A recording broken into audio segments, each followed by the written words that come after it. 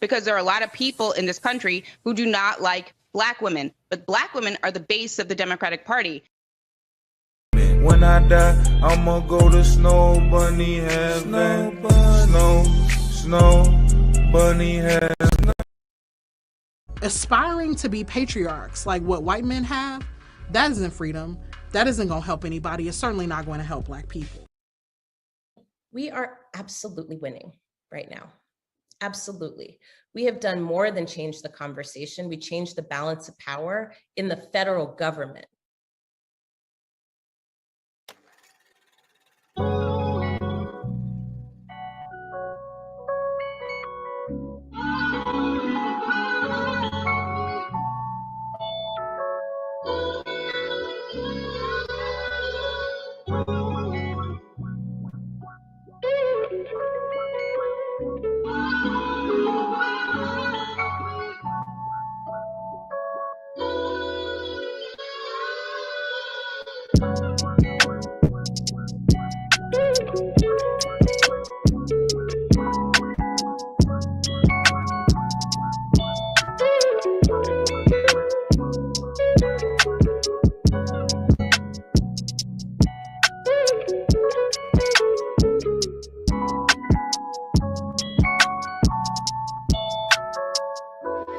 JLY.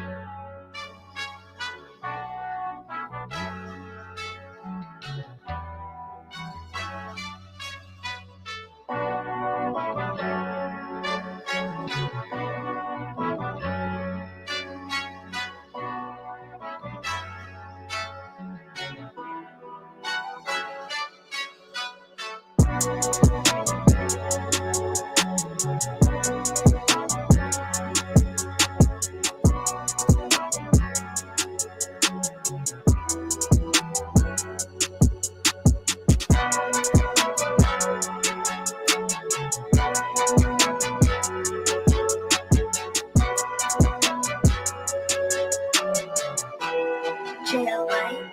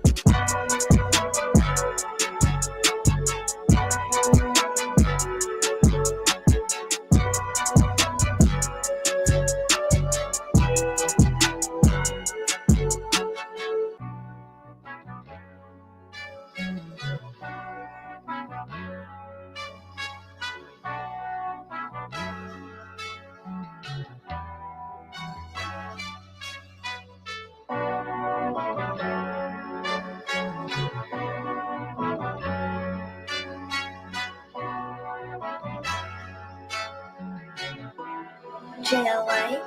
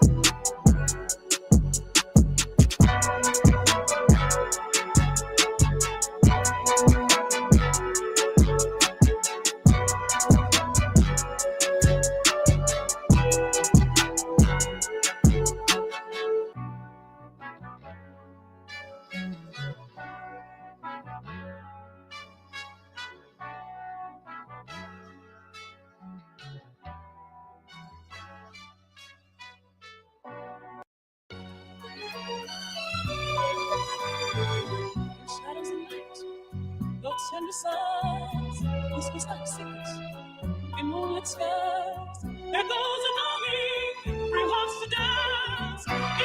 JLI.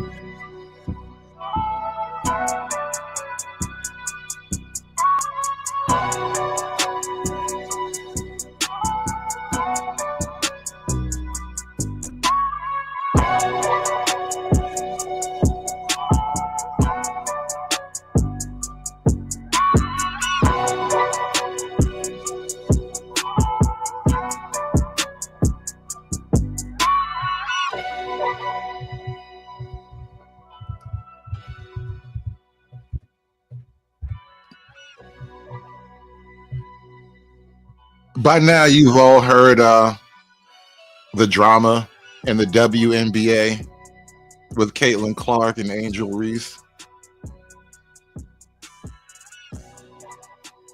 Well, we are here to talk about that. You know, I'm not really into the sports ball at all, so I really don't care. I would never really talk about the WNBA if there weren't other things to make it interesting, you know? That being said, there is a little bit of a conversation sprouting up now around the WNBA involving race and or angry black women.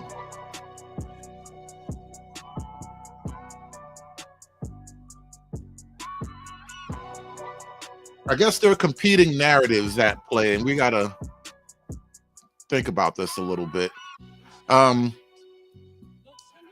Either the NBA is full of racist fans who are just salivating at the chance to call a 6-foot black woman a racial slur, or what if, hear me out, hang on, I know I tend to run off with the ideas a bit, you know, I go off at the deep end. What if black women are just angry?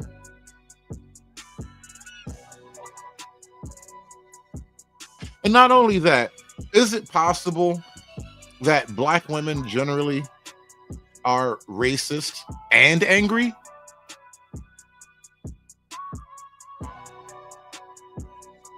Nah, that can't be right. That can't be right. What am I talking about? Racist and angry. Silly Negro me. I don't know. Sometimes I'll be thinking the craziest things. I'll tell you, I gotta put the weed down. It's the weed.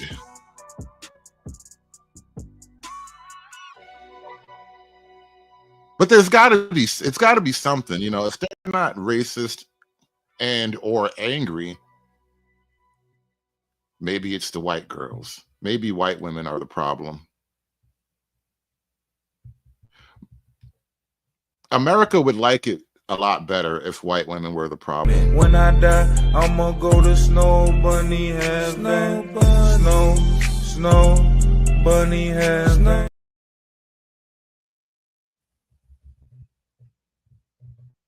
Strong on a three. And look out, Caitlin Clark pushes Angel Reese, and Angel Reese. Now, this is the play that everyone has been talking about for about a week now. Hard foul. Nothing spectacular about it. And honestly, according to the WNBA fans out there, there's a debate as to whether or not Angel Reese could have even made a wide open layup without any pressure. Like, you might not have needed to foul her. You could have just waited for the miss, collected the rebound. That's what the NBA, the WNBA streets are telling me. That's what they are telling me, right? The WNBA streets are telling me Angel Reese wasn't going to make that layup anyway.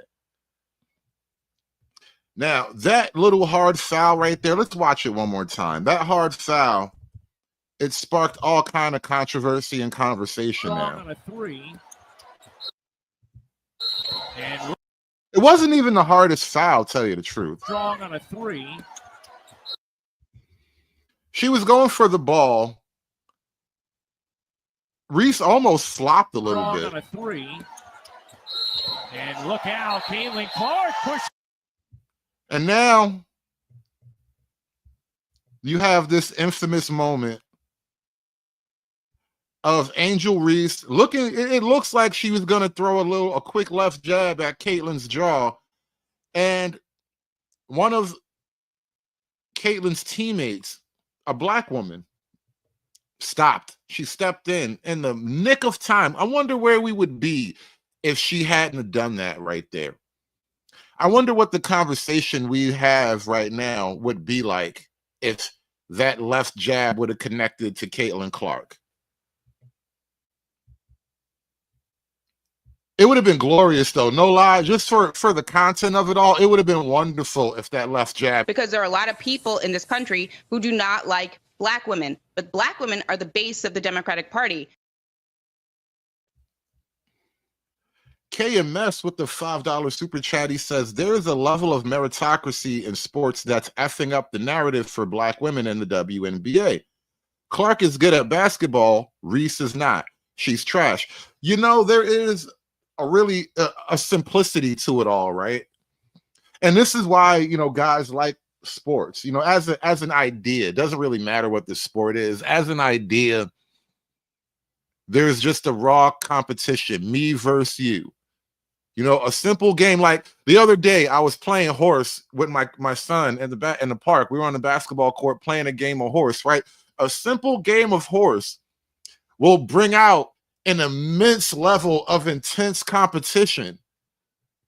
And you judge, as men, we learn to like judge ourselves. And even in smaller moments like games of horse, we take a little bit of pride in these achievements.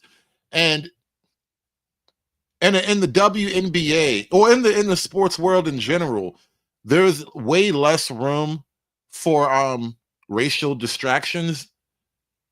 Meaning you cannot like a particular guy because he's black or white or whatever, right? But if he dunks on you, then you just got dunked on by the black guy, and you're gonna have to settle that inside of your racial emotional analysis square. Like you have to deal with that internally, because on the court we got a ball up top, and you either got it or you don't.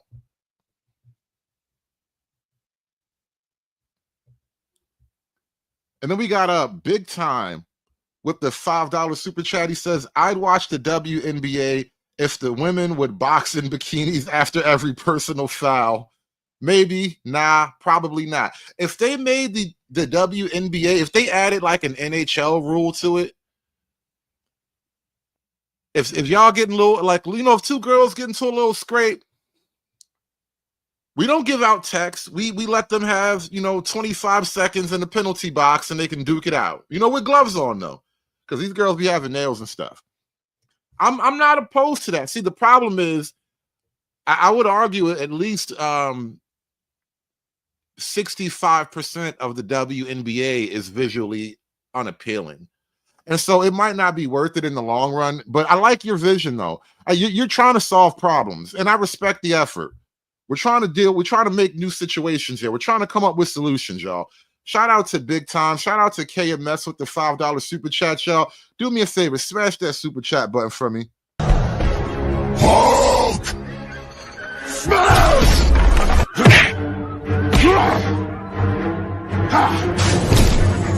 Smash you!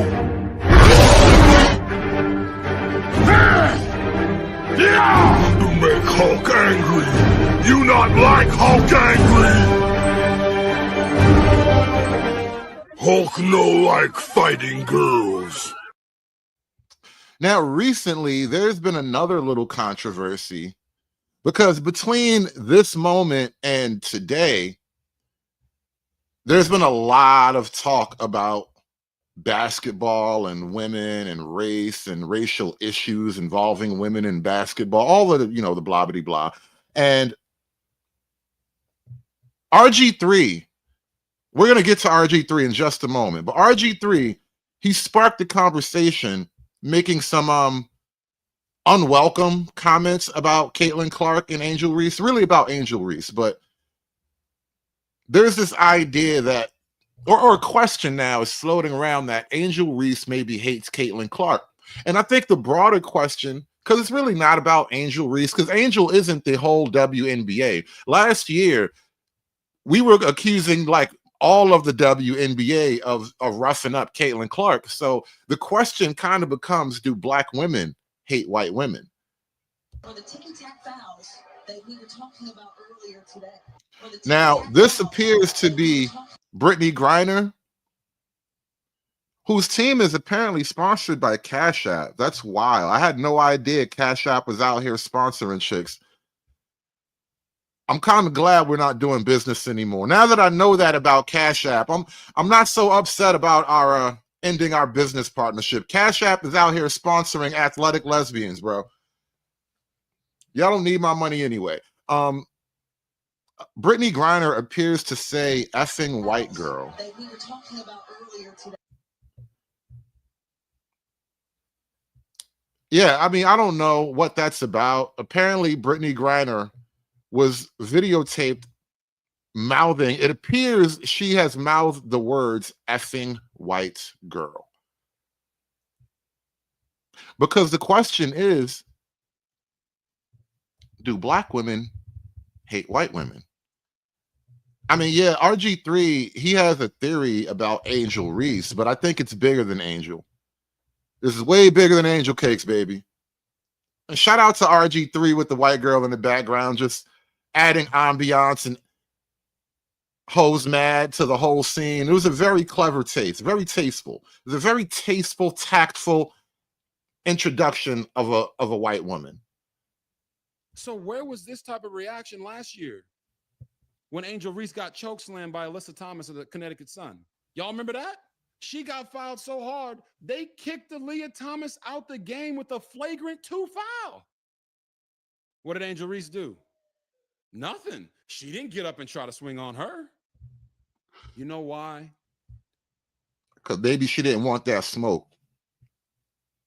You know how people are, right? They get gangster with the fights they know they can win. But with the fights that look a little bit tougher, suddenly people have a lot more tact, a lot more caution with certain people. Maybe she just knew that was smoke she didn't want. The reaction was different because of who did it. And there is a lot of history there with Caitlin Clark and Angel Reese. You guys remember last year when Angel Reese celebrated Kennedy Carter getting that flagrant foul on the hip check against Caitlin Clark? You remember that? On the sideline, just, yeah, baby. Yeah, I saw that clip after he made this post, made this video, and yeah, it was real. She got up. Like, who claps hard on a flagrant foul? I didn't get that. Get her, you get her. Who celebrates like that for a flagrant foul on another player if they don't dislike that player? Okay. And again, you know, I can't even get a good look at the girl, but she's just in the background being quiet and cute. I just see white girl in pink, and I can feel the hose maddening as I just watch her sit in the background holding her little coffee cup. Hose mad, hose mad, hose mad, hose mad, hose mad, hose mad. This is about targeting women of color in the United States of America. Don't tell me, because I didn't get a single apology. Time has expired. My life was threatened. Thank you. Hose mad, hose mad, hose mad, hose mad, hose mad, hose mad, hose mad. Okay, you want some more evidence? Here's some more evidence. Remember last year when they were talking about who gets the credit for the expansion and the eyeballs and the popularity boost of women's basketball, not just the WNBA, but women's basketball in general, because of the spike in the women's NCAA tournament and in WNBA viewership? I think the WNBA right now is, after last year's peak, it's having another peak viewership moment. The numbers go up. And anybody will tell you it's pretty much because of Caitlin Clark. She is Michael Jordaning the WNBA right now. Shout out to her, I guess. A lot of people were attributing that to Caitlin Clark, and rightfully so. This is what Angel Reese had to say, and I quote, "People are talking about women's basketball. You never would think they'd be talking about women's basketball. People are pulling up to the games. We got celebrities coming to the games, sold out arenas just because of one single game. Just looking at that, I'll take that role. I'll take the bad guy role, and I'll continue to take that on to be that for my teammates. I know I'll go down in history. I'll look back in 20 years and be like, the reason we're watching women's basketball is not just because of one person. It's because of me too." No, it's not. No, it's not. Nobody's coming out to see you, Otis. Ain't nobody coming out here to see you. And it burns you up inside. I get that. I get that you want what other people have, and you can't have it. And that makes you feel some type of way. Shout out to Lasers. Thank you for the $2 super sticker. I want what you white hoes get, and I want it today, ASAP, not tomorrow. I want y'all to realize that. Now, I heard a lot of people say that I or others have made Angel Reese the villain. Did you not just hear herself call herself the bad guy? She called herself the villain. Also true. when you embrace the bad guy role, you can't run from it after the fact. I'm not making her the villain. She's making herself the villain.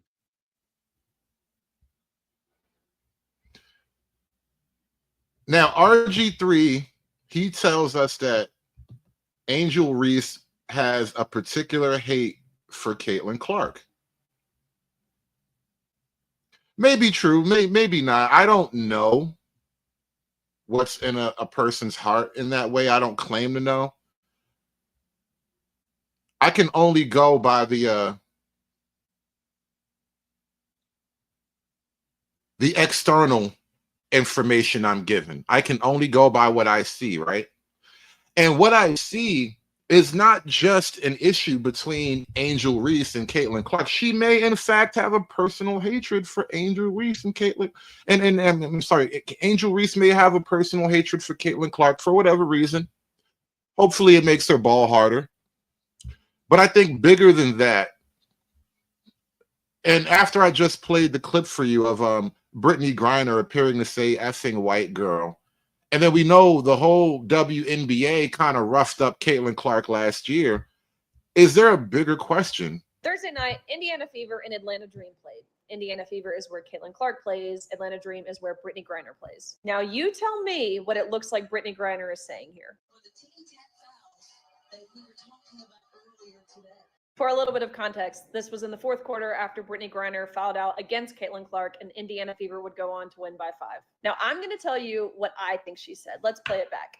Looks to me like she is saying trash and then calling Caitlin Clark a complete white girl. Just a reminder, this is who Joe Biden traded for the Russian merchant of death. So many WNBA players.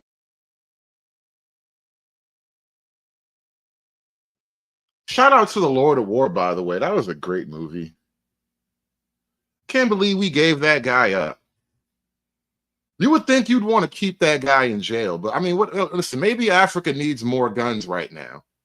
What do I know? Players hate Caitlin Clark so much when she is the best thing that could have happened to the league. And she's not the best thing that happened to the league because she's white. It's because she's a good player. It's because she's the best player. Now, imagine if Caitlin.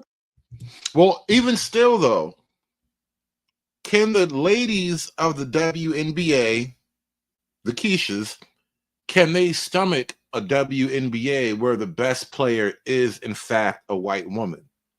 Because, see, here's the thing with the difference between the histories of the NBA and the WNBA. The NBA was started during a time where there were really no black players, right? There was that whole controversy, well, you know, the ABA and all that. And I don't think it was a really racially segregated league at that point, but it didn't start out with white people. I mean, it didn't start out with a bunch of black people. Black people made their way. Black men, rather, made their way. They earned their way. They balled their way onto the court. And so the NBA has kind of moved with America through the racial times. By the time the WNBA comes along, it's a straight up black women's league, right? So in the NBA, there is no room for the idea that, oh, you don't like a guy because he's black or because he's white. Because we've been through that era already. The guys have literally fought it out. Jordan versus Bird. We've had it. It was a glorious era in the NBA. I remember we used to be in the house playing Jordan versus Bird, all my little cousins and stuff, right? And it was a thing. Now, the WNBA was born well after the racial tension of it all was hashed out. And it was born essentially as a black woman's league. I don't really know that a white woman has ever really had the shine in the WNBA the way black women have had it, and especially the way Caitlin Clark gets it right now.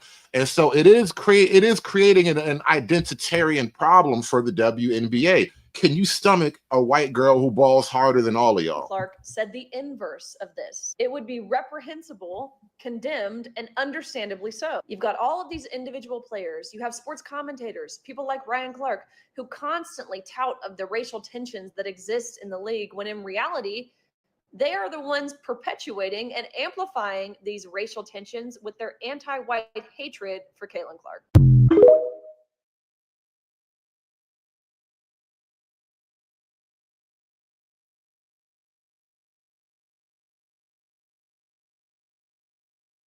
Speaking of Ryan Clark, let's jump to Ryan real quick. I got that video up here somewhere. I know I got him queued up because that was some crazy, unbelievable. Ryan Clark, I mean, wow. I love the content I love it for the content though, but God, there's a wave of this type of thinking that really does plague the black male mind. And I say black men because you expect women to think narcissistically about their own self-interest, right? But black men are narcissistic on behalf of black women. It's such a weird psychological flex. I don't understand how it's possible. Like, how can you be narcissistic on behalf of another people? But that's the relationship between black men and black women. We moved in to being able to read the expressions of a person and know their intent, know their character, know their perspective. But he does understand hate because I think he also understands the hate of self. When you look at the play, which is all we can speak to as professionals, all we can speak to as analysts, Angel Reese pushed one of her teammates. Caitlin Clark had a hard foul, which is part of basketball. I feel like it was assessed correctly. And Angel Reese's reaction is the sort of reaction you get in a situation when you feel like you took an intentionally hard foul. You don't turn around and try to punch somebody in the face, though. Like, that's not the reaction. Every day, dudes play ball on the court, and most of the time, we tend to avoid getting into fist fights because you fouled me kind of hard.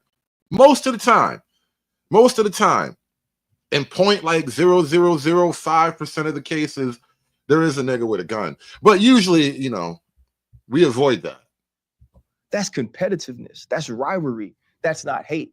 And so now, though, when RG3 jumps on to the hate train or to the angry train, and now follows along with what we saw from Keith Olbermann, what we saw from Dave Portnoy, as they poured on to Angel Reese to make her the villain in Caitlin Clark's heroic or hero story. Right.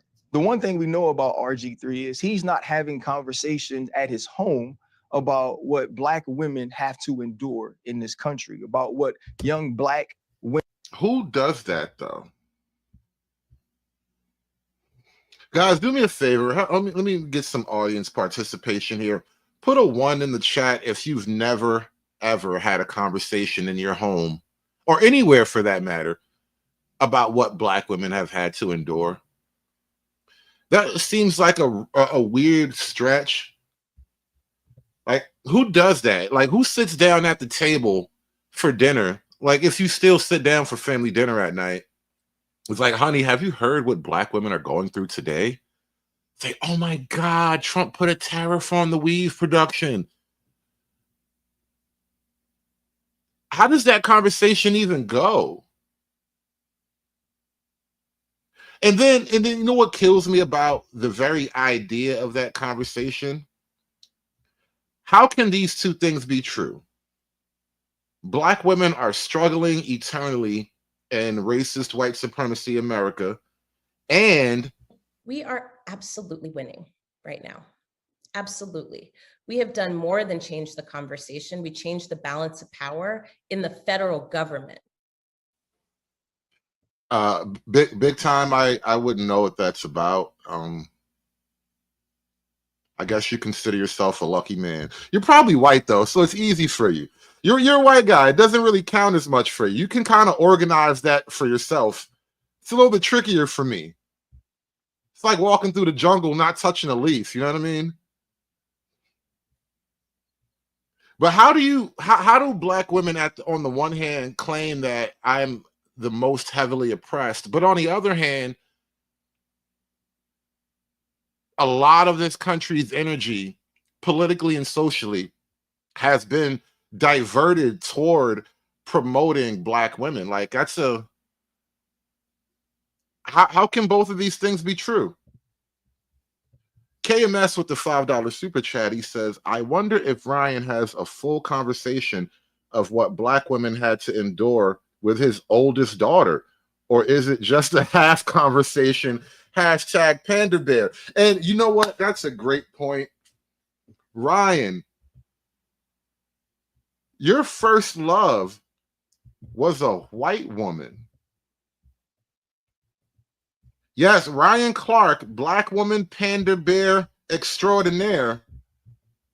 Your very first love was a white woman. When I die, I'ma go to Snow Bunny Heaven. Snow Bunny Heaven. Now, as I understand, there may be a little bit of a tragedy behind that story. I think what Ryan said to address that whole issue was that the white girl he fell in love with, apparently her parents didn't approve of their Romeo-Juliet relationship. And so he raised his daughter all on his own. Well, I guess he got a black wife, right? And so maybe that's why Ryan, he owes a debt, because his black wife helped him raise his half white love child. And he forever feels blessed by that. Like, damn, she really got a nigga back. Like, maybe that's what it is. I don't know. You know, like I said, I can't claim to know what's inside people's hearts, right? But that is an interesting question. I wonder if Ryan has a full conversation of what Black women had to endure with his oldest daughter, or is it just a half conversation? Hashtag Panda Bear. Yeah, that's an interesting thing, bro. I don't understand the people who race bang and race mix at the same time. It seems like you would have to let one of those go so you can do the other one more efficiently. But you know, a guy can dream, right? I'm not here to kill a person's dream. You know, do as thou will. What do I care about that? Race bang and race mix all you want, people. Put your Cheerios with the cornflakes. I don't care. Whatever. All right, let's talk about this Ryan Clark, Robert Griffin situation. Two people that I call friend, regardless of how you might feel about them. Now, usually I make videos for the masses, for everybody, but this specific video is for people that look like me. So if you don't look like me, keep on scrolling, or you can eavesdrop in on a conversation that might not be for you. Yesterday, Robert Griffin, he seemingly attacked Angel Reese when he said, Angel Reese hates Caitlin Clark. Robert supposes that he knows what hate looks like. Today, Ryan Clark responds and seemingly attacks Robert Griffin when he says Robert Griffin doesn't have conversations about the plight of Black women in his own house, implying that because Robert's married to a white woman, he doesn't have these conversations. Here's where I realize we are 24 hours later. A Black woman, Angel Reese, has seemingly been attacked by a Black man, Robert Griffin. And a Black man, Robert Griffin, has seemingly been attacked by a Black man, Ryan Clark. So ultimately, what have we been left with? A Black man. Wait. The initial attack was Angel Reese attempting to attack Caitlin Clark. That was the initial attack that started the whole thing. Caitlin didn't attack Angel Reese. That was a basketball foul. That was a basketball play. Shouldn't have went beyond that. She wanted to fight after that. And is it just me, or does this nigga's hairline look artificial? I just realized, because everybody's faking plastic nowadays. I just happen to notice something about this guy. You listen, y'all tell me, chat, help me out here. Does this nigga hairline look artificial? Did he get a Beijing hairline? Is that spray paint? This nigga got like the afro in a can spray thing on his hairline. What is that? That is not real. You're not supposed to have a whole fro on your hairline. There's something really weird about that whole thing. There's something crazy about this whole look. Anyway, let me not stare too much at the hairline. Clay Bisbee with the $5 super chat. He says the most educated are stupid politicians that say the reason she got her first job because she was Black. Sounds like a hard life to me. Yeah, that's a Jasmine Crockett reference. I saw that clip. I used that clip in the video. That was wild. She said, "You should hire me because I'm black." He looked at me and laughed. But she got the job though. That's the part of the story that's not funny. She did get the job. He did hire her. Whether or not it was because she black, she did get the job. And we're all suffering for it now. Black woman being attacked both by black people. Right. Back to the fake so hairline. Who's actually winning here? I know Ryan. I know Ryan well. I know Robert. I know Robert well.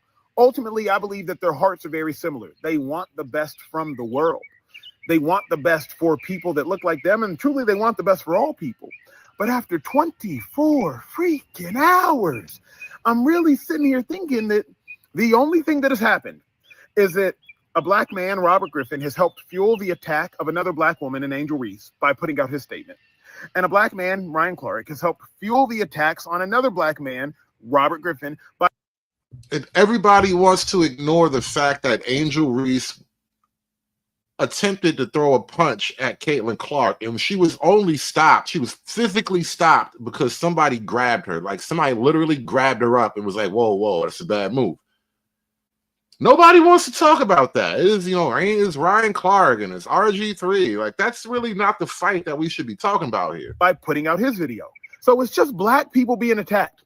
And they're being attacked by the inciting of other black people.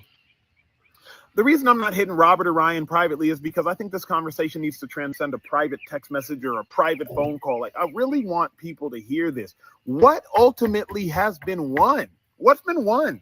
Some retweets. Oh, you got figuratively dunked on. Oh, you got figuratively dunked on. Somebody's been called a coon here. Somebody's been called a racist here. Somebody's been called a sellout here. Somebody's been said they're dancing for the man here. But what's actually been won? But that's y'all, because you're not allowed to ever criticize a black woman. That's why people are getting called tap dancers and sellouts and whatnot.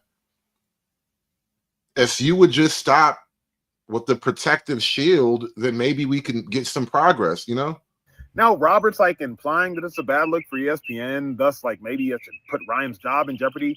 And then my dog Ryan's going back at Robert Griffin saying like he's the worst teammate ever. Just what's been won? What? Who's winning? Not people that look like me. What is that supposed to mean? What are black people supposed to win because Angel Reese can't take a hard foul? What are we supposed to win? And, I'm really personally just tired of the forevolution. It's the revolution that goes on forever and ever and ever. There is nothing to win. And especially when you're putting the petty feelings of women at the center of the argument here. There's nothing to win.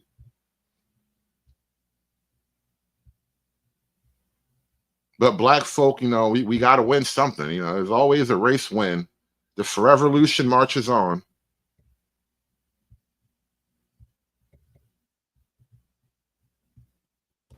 Greta Griffin. Let me say this before getting into reasoning, before getting into thought process. She should not have been brought up in me trying to make a point about how having black women close to you and the things that you learn from them can help you in the way that you approach and speak to and about them. She didn't need to be the illustration of that. I could speak positively about what they are without making the insinuation that it's something that non-black women don't do well. I'm doing the exact same thing, or it may have seemed that I did the exact same thing to her that I'm trying to keep people from doing to black women. My thought process. Are you protecting white women? Ryan, hold on. Is Ryan protecting white women? Chat, help me out here. It sounds like Ryan Clark is protecting white women. Like he's slowing down. He being really thoughtful. Is he protecting white women now? Greta Griffin. Let me say this before getting into reasoning, before getting into thought process. She should not have been brought up in me trying to make a point about how having black women close to you and the things that you learn from them can help you in the way that you approach and speak to and about them. I really hate this energy where like people talk about black women as a group. They talk about black women as if they're mystical creatures. Like merely being around them will impart some kind of cosmic melanated wisdom that you couldn't otherwise get from anywhere else. You can only get the melanated wisdom here. She didn't need to be the illustration of that. I could speak positively about what they are without making the insinuation that it's something that non-black women don't do well. I'm doing the exact same thing, or it may have seemed that I did the exact same thing to her that I'm trying to keep people from doing to black women. My thought process was, in seeing certain clips on my algorithm, on my timeline, they do a podcast together. In that podcast, they talk very openly about not being black enough. They talk very openly about biracial kids, what it's like to not be accepted in the black community. Yeah, it's real. You know why? Because y'all niggas mean. And they want to talk about it. They're allowed to talk about that. They very rarely talk about black women. In the video that RG3 posted that I felt like mocked Angel Reese, she was in the background. Did I love the optics of RG3, a black man, attacking and imitating, and what I felt insulting, mocking a black woman as his wife was in the background? And there it is. And there it is. You making fun of black women and you got that little pink berry in the background. How dare you? You got all that cotton candy just sitting in the background looking all scrumptious and you up here talking crazy about a black woman. I should fight you. That's really, he want to fight. He want to really fight right now. Or cry. Either fight or cry. I can't really pin the emotions because niggas be weird with their emotions. Almost seemingly as a prop of, and this is my feeling, of what was good, amening, nodding along, and applauding what I felt like was a personal attack. I didn't. But that doesn't mean because I have that feeling about what you do to someone else that I can do that to you. So to Greta, I was out of line. His boss made him apologize. Y'all know that, right? This whole thing sounds like a forced gunpoint apology. This is like a Taliban hostage video. I was out of bounds. I apologize. To all of the people that don't like RG's take or takes or the way that he moves, or even if you just in this conversation take my side and want to support me, leave his family alone. It doesn't take a daily attack on his wife, on his children, to remind him that you think his take, his takes, or whatever it is the wrong thing to you. Families should be off limits. I started that by bringing her into it. I see that now. No matter what my intent was, the impact was different. If I had to do it all over again, I would do it a different way. Hold up, limitless, take a stomach cap, pinning it. I fought the head to witness it.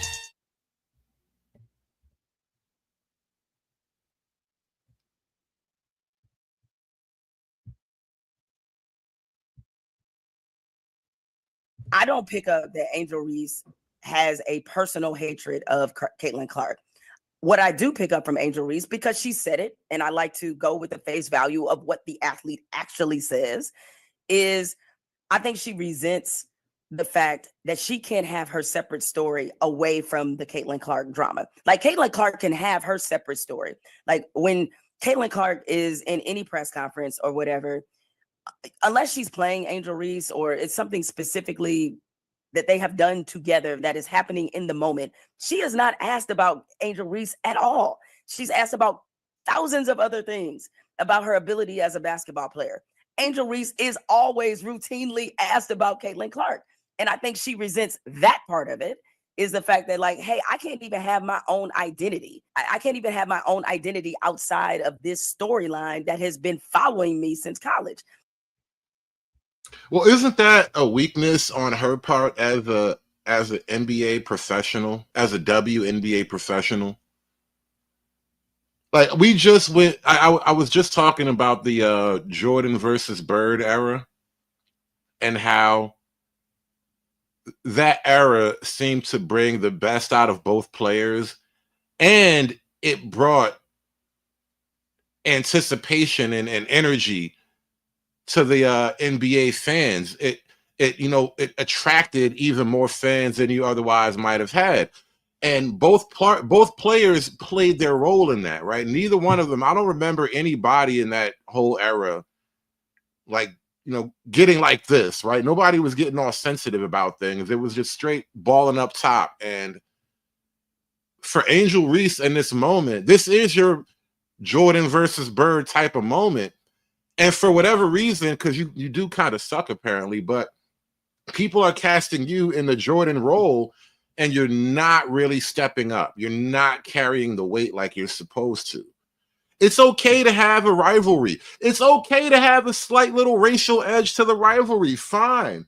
That does sell, right? It does play for the audience, right? But then you can't act like you hate the fact that you're in the moment. Like, this is your moment. You better lose yourself. What's wrong with you? Did you not hear the Eminem song? You get one shot. And if we recall, when Angel Reese announced she wasn't coming back to LSU, when she was in tears, no one had any sympathy for her when she talked about these same men now that are chiming in about Angel Reese and, talking about her behavior and all this. When she cried before the public and told you part of the reason she was leaving. And you know what? You're right. You're right. I stand corrected, Dylan James. It was Magic and Bird, really. But I remember Jordan versus Bird was its own little thing at the end, because you know what happened to Magic. But Jordan versus Bird had their little moment too. They had video games and all of that stuff. But they all played up the rivalry, and it was better for the league in the time. And again, Angel Reese, you're just not carrying the weight right. Leaving LSU was because of all the racial animosity that she faced. They had no sympathy for her. And so she is carrying this chip and she is carrying this resentment. But I don't think it's about Caitlin Clark. I think it's about the way that people have talked about her and about the lack of, frankly, grace that they have shown her since that moment where she trash talk Caitlin Clark and flaunted that she won a championship. Grace is an interesting word to use right here. I realize this idea of grace for Black women is something that's been done to death, to the point where we effectively, as a nation, even as the Black manosphere kind of exists to revolt against the tyranny of Black women. And from a political standpoint, from a social standpoint, America kind of suffers under the tyranny of Black women too. We see the videos all the time. The airport videos are the funniest, but there's restaurant videos, there's just general chaotic videos of some Black woman in public unhappy with something and having a usually violent meltdown. And then we're always expected to give grace. That's literally why the police can't deal with that in the moment, because we all have to give grace to the nons. Shout out to KMS with the $5 super chat. He says, open question, is Black fatigue actually Black women fatigue? Is society tired of Black women avoiding critique of their behavior in aggregate? I actually spoke to that, and thank you for the super chat, KMS. I did speak to that question the other day when we talked about Black fatigue directly, and I'm not willing to let Black men off the hook entirely. Because as much as angry Black woman is a stereotype unto itself, angry Black man is a thing too. Draymond Green is in the NBA right now. I had a whole thing, I kind of dropped it from the list of stuff I was going to talk about, but Draymond Green, he just had a whole little moment like a week or two ago where he says, I'm tired of being portrayed as the angry Black man. And then next day, you know, a video drops of him choking out somebody on his teammates' practice, like one of his teammates during practice or something crazy like that. Like, I would argue it's probably 70% black women. But here's the difference. The black male part of it is insanely violent, right? You don't often see a lot of black men having the kind of public meltdowns that you see with black women. What you see with black men are like stories that are too horrific to talk about openly, like such and such, like a little boy got thrown off of a mall balcony. You know what I mean? Some guy walked into somebody's house and, you know, deletes their children in the crib just because, like, and these are the black men fatigue things, right? So we're talking about very different kinds of things. But the common thing that you see in public almost all the time is the black woman part. They have painted this woman out to be so villainous, and we forget how young she still is, that naturally she's wearing a lot of that on her sleeve. So I thought RG3, he's entitled to his own opinion, but I thought his analysis missed the mark and it was unfair, personally. Albert, you said Draymond's picture pops up when you Google angry black man. Yeah. Yeah, it's a thing. That's why I'm not willing to let him off the hook for that, because we strive to be objective here. Even if it hurts a little bit. Even when it hurts. We strive to be objective. You niggas be tripping. There's no two ways around it. A lot of you YNs be out here destroying civilization. Caitlin Clark had another, whatever you want to call it, confrontation in a WNBA game. Like, why is this happening? The Caitlin Clark phenomenon is one that I got wrong. I never really thought that Caitlin Clark would make the difference that she has in college basketball or in the WNBA. What other sports analogies are out there that are in any way similar to the impact that one individual has had on a larger sporting universe? Tiger was the best, almost out of the chute, minority golfer who had ever played golf. And golf was overwhelmingly a white man's sport. And then Tiger Woods came in and he brought a whole host of new viewers with him. And the Tiger tide lifted all boats. By and large, did black people really become golf fans because of Tiger Woods? Like, I'm willing to buy viewership went up, but I think it was just more white people like, hey, this nigga really can golf. I don't really think it was black people watching golf though. I'm not buying the Tiger Woods thing. You know, Tiger Woods, y'all. It's all good, y'all. That's as far as it went. But you know, there wasn't a lot of black folk on the course cheering Tiger on. The golf community welcomed Tiger Woods with open arms.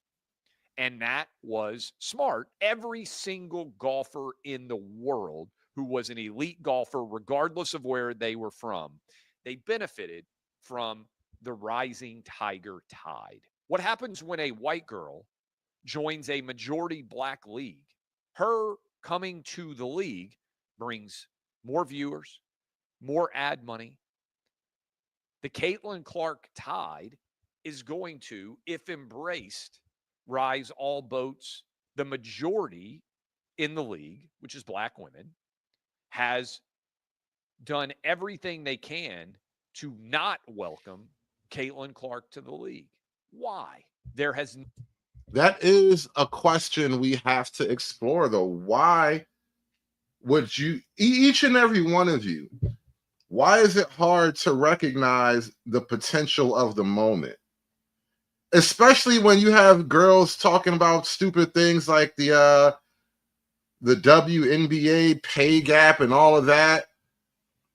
Like, if you girls keep this up, if you don't break Caitlin Clark's ankles, you just might put the WNBA in the profit margin for the first time ever. You realize this league has existed for like 30 years and they haven't ever made a dime of profit? You realize how much money you owe the NBA right now? never been any cost for black WNBA players being racist. I'm not saying racism didn't exist when Tiger Woods came into golf. Right. There's never a cost for black women when they have poor public behavior. As a nation, we have decided it's not worth extracting a cost from black women when they behave badly in public. And it's at a point where now we have conversations like black fatigue running around. It's like 2 weeks in, and we're still talking about black fatigue on the internet.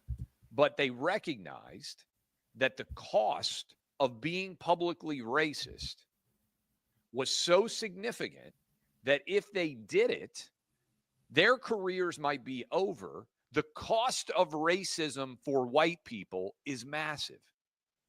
As a result, I would submit to you, there's much less public white racism than has ever existed in the history of the world. Not only that, even judging by those same historical standards, you could argue that, and you know, don't light your pitchforks when I say this. You could argue that white people, generally speaking, have what you call the lowest in-group preference among all the other races, which is a fancy psychological term to say that white people are technically the least racist of all the others. You know, the blacks, the Asians. Would you rather be a slave in China? They don't even believe in Jesus. Like, you would have never got free. What's the cost for being black and racist against Caitlin Clark? Zero. Angel Reese shared a video on social media, Instagram, saying she wanted to beat up that white girl. If Caitlin Clark had done it, she would be suspended probably for weeks if she had said, I want to beat up a black girl. The cost of white racism is so much more significant than the cost of black racism. You know, the other week we were talking about, you know, white people standing up and all that, you know, the Shiloh Hendricks thing. And I was playing some clips and pointing out how the momentum is definitely building on the side of white people's group defense. And I pointed out how we are in the argumentation stage, right? As a movement, if you look at the movement sort of like a developing living thing, it's at the stage of development where it's beginning to understand and formulate the argumentation for its own existence. And when you start to ask questions like publicly, like a guy like Clay Travis on his national platform, his international, technically, this is the internet, when he's asking questions, he's sitting there thoughtfully formulating a real question. Why is the price of white racism so much higher than the price of black racism?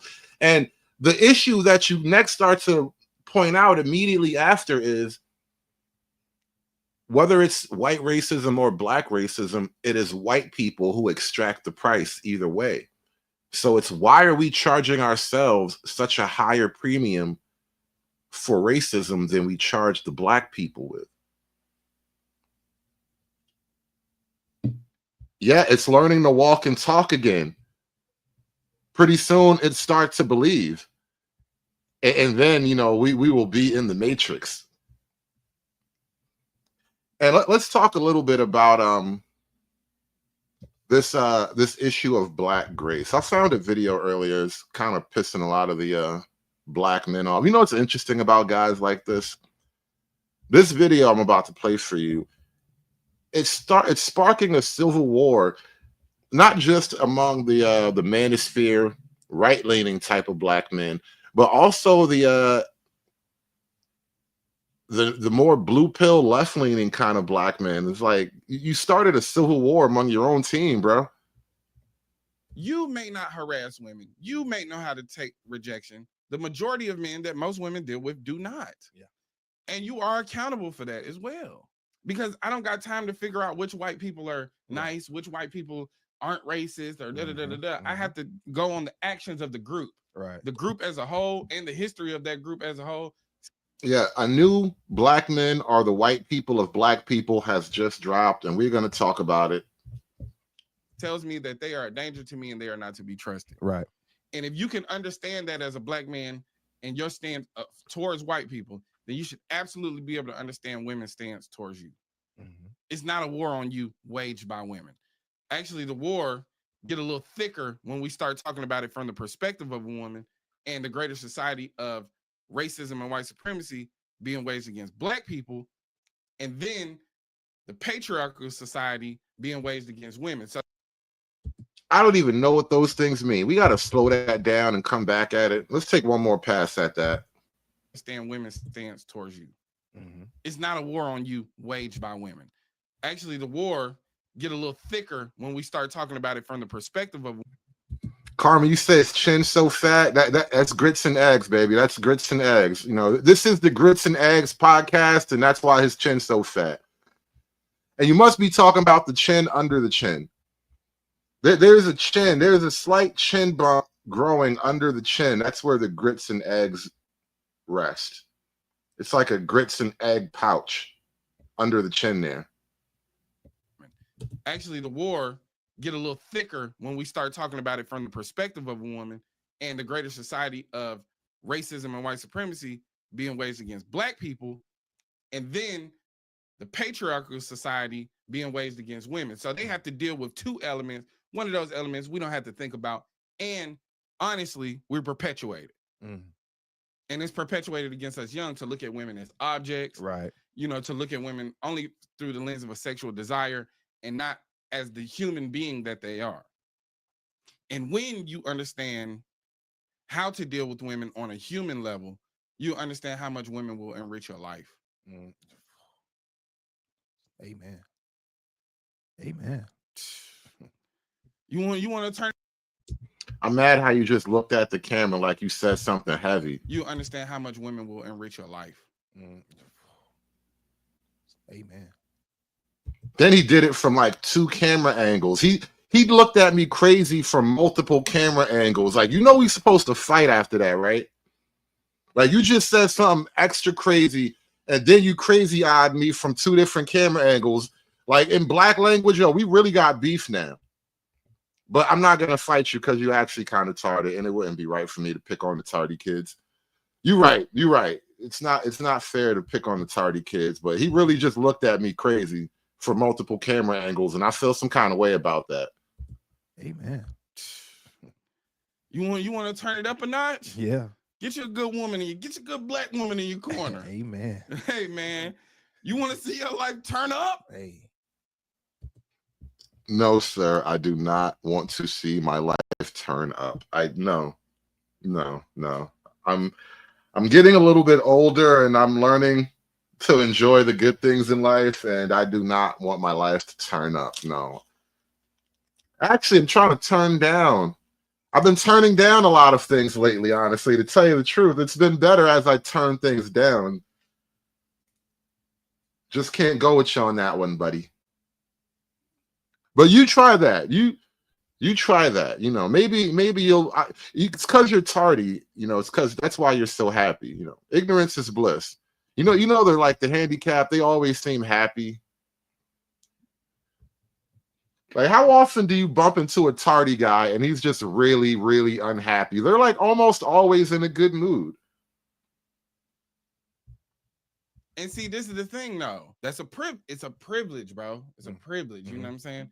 We often disregard the power of our Black women, the spiritual essence that they're gonna bring to things, the knowing, the seeing. You know what I'm saying?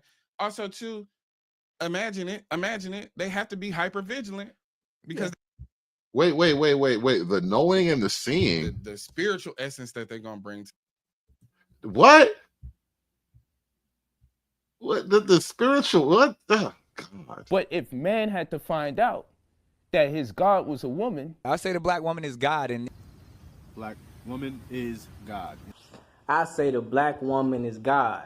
the black woman is God because, you know, she was the first organism on this planet. Bruh,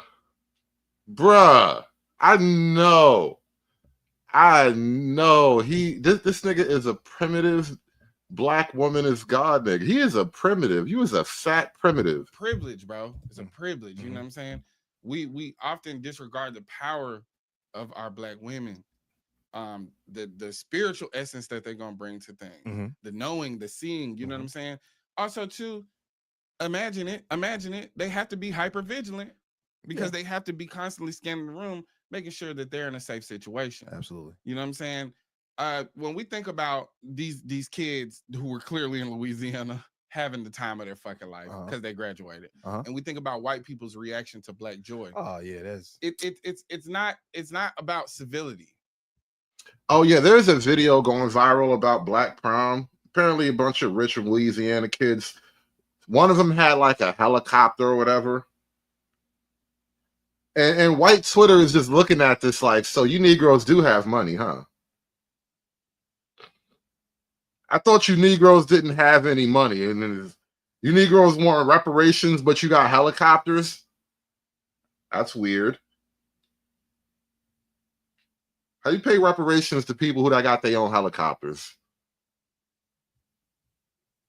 Sounds like you've been repaired. How do you buy a helicopter if you're unrepaired? It's not about decorum. They don't like to see us happy. Whoa. I heard a word I've never heard before.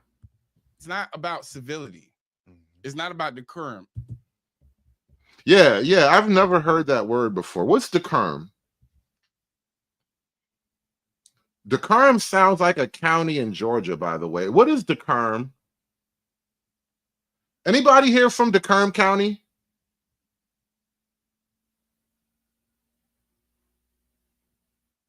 Is anybody from Decorum County?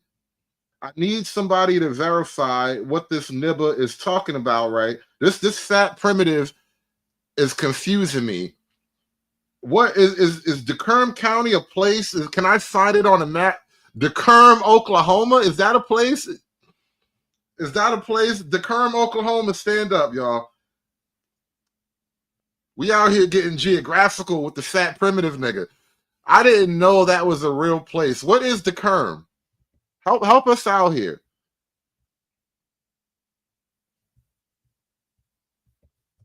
Time of their fucking life because they graduated, and we think about white people's reaction to Black joy. Oh yeah, that's it's not about civility. It's not about decorum. They don't like to see us happy. That's what it is. Now, how often are women just having a good time, and here come a nigga trying to ruin their fun? Yeah. Now he is really comparing Black men to the racism of white people, right? Just like, Black folk be chilling in our little Tulsa, in our little Rosewood or whatever, in our little Inkwells. These be chilling, having a good old Black time, and here come the white man. Hey, what you nibbers doing? Who that nibber on a nag, And then he really just said, that's basically how Black men do Black women, right? That's basically the same thing Black men do to Black women. Don't like to see us happy. That's what it is. We don't like to see them happy. How often are women just having a good time, and here come a nigga trying to ruin their fun? Yeah. Let's just be honest. You can call it pandering, but if I was up here caping for white women, you wouldn't even mention that word. You know the thing about white women?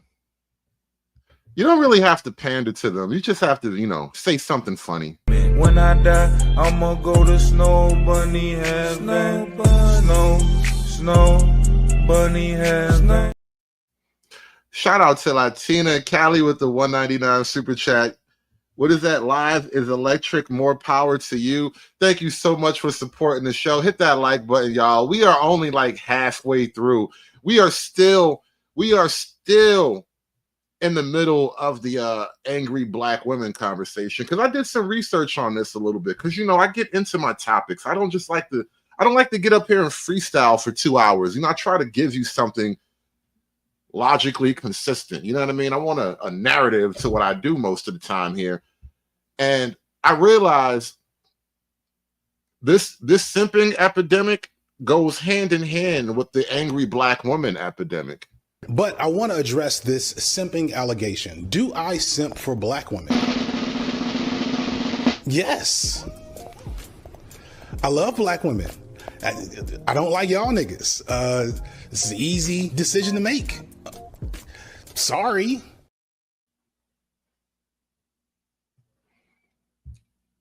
You are the reason why we all suffer under the tyranny of the angry black woman. You are destroying civilization, you fat primitive. Then our women just having a good time, and here come a nigga trying to ruin their fun. Yeah. Let's just be honest. You can call it pandering, but if I was up here caping for white women, you wouldn't even mention that word. If I was up here caping for Hispanic women, you wouldn't even call it pandering. Only when we take pride and show love to black women do you call it pandering. Get your motherfucking mind right. Use your cabeza.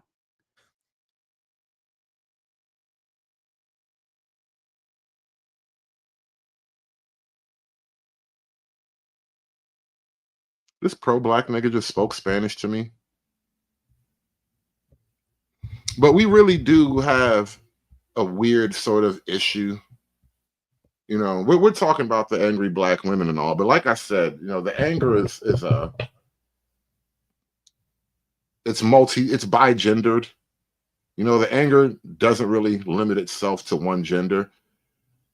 And there's reasoning behind that. There's something there's a video that's been going around. I noticed a lot of the pro-black Twitter, because, you know, I got my hand on the extremes. You know, I'm in black Twitter. I follow a lot of the pro-blacks, you know, secretly, quietly. I don't like to make too much noise because they're sensitive. They're like rabbits. And then I also follow the pro-whites, the white nationalists or whatever.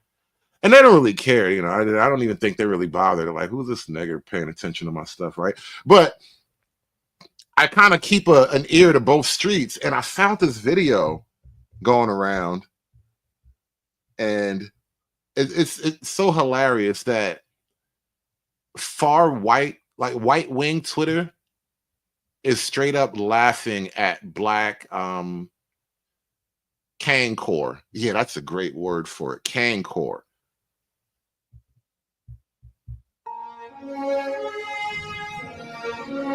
Make sure your kids know that this is how we used to live in Africa.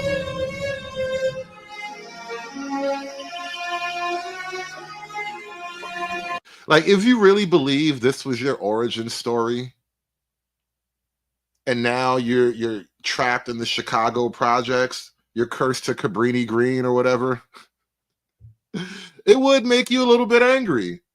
You would feel like you'd been robbed.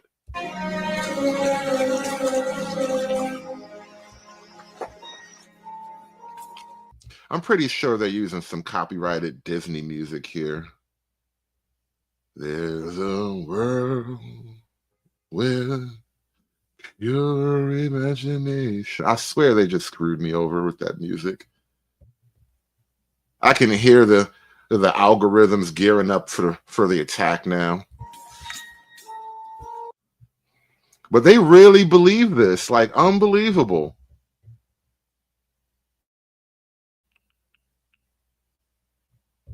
Yeah, that is definitely a white song. That is one of the whitest of white songs they were playing in the background right there. That's how I know I'm going to get that good old copyright. I think Disney owns that song, by the way. Oh, Willy Wonka? But this right here, like, this was us, right? And now we're in the welfare office, and this lady telling me they're going to reduce my food stamps, right? It would make you angry at the world if you knew this was y'all back then, but today you're fat and struggling in a dirty neighborhood and nobody likes each other in this house, right? it would reinforce your already angry disposition, you know?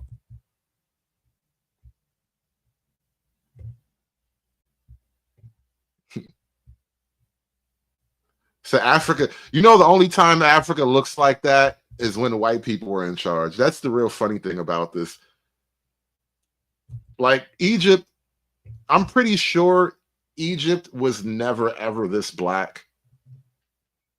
Like there were black people in Egypt, you know, there's black people on the walls and stuff like that, but a lot of them were slaves and scrotum washers, and you know, those pictures on the wall, they tell a really different picture than this one.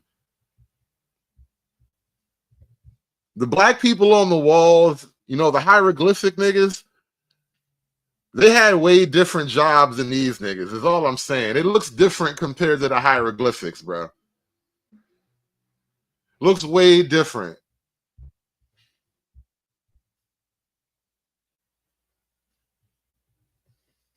What was he getting? What was that? A back rub? This nigga was giving a back rub with this?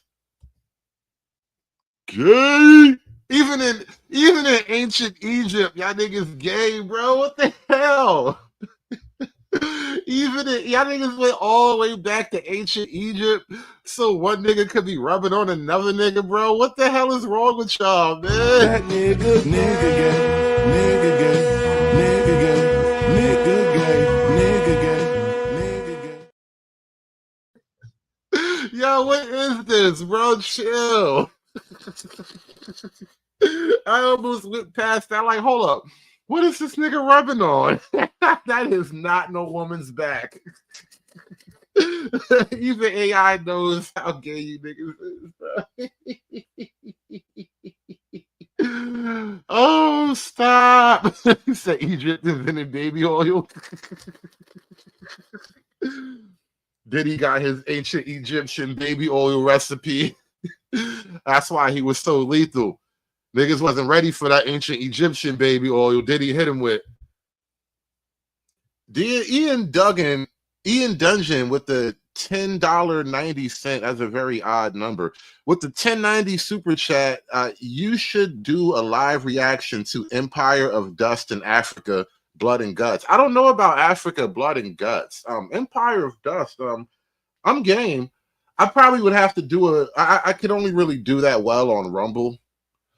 Because I know about halfway through, I'd crack open a bottle of liquor and we'd really start talking. I could only do that well on Rumble, Ian. But that I got to look up Africa, Blood and Guts. I've never heard of that one though. That's wild.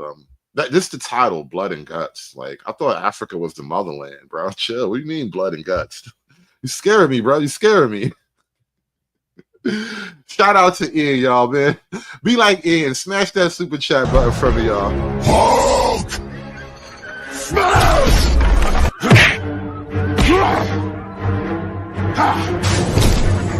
Smash you! You make Hulk angry. You not like Hulk angry. Hulk no like fighting girls. You say Ian uses Apple. That was the easy tell. Damn, you got caught out there, Ian. They know now. Everybody knows your secret.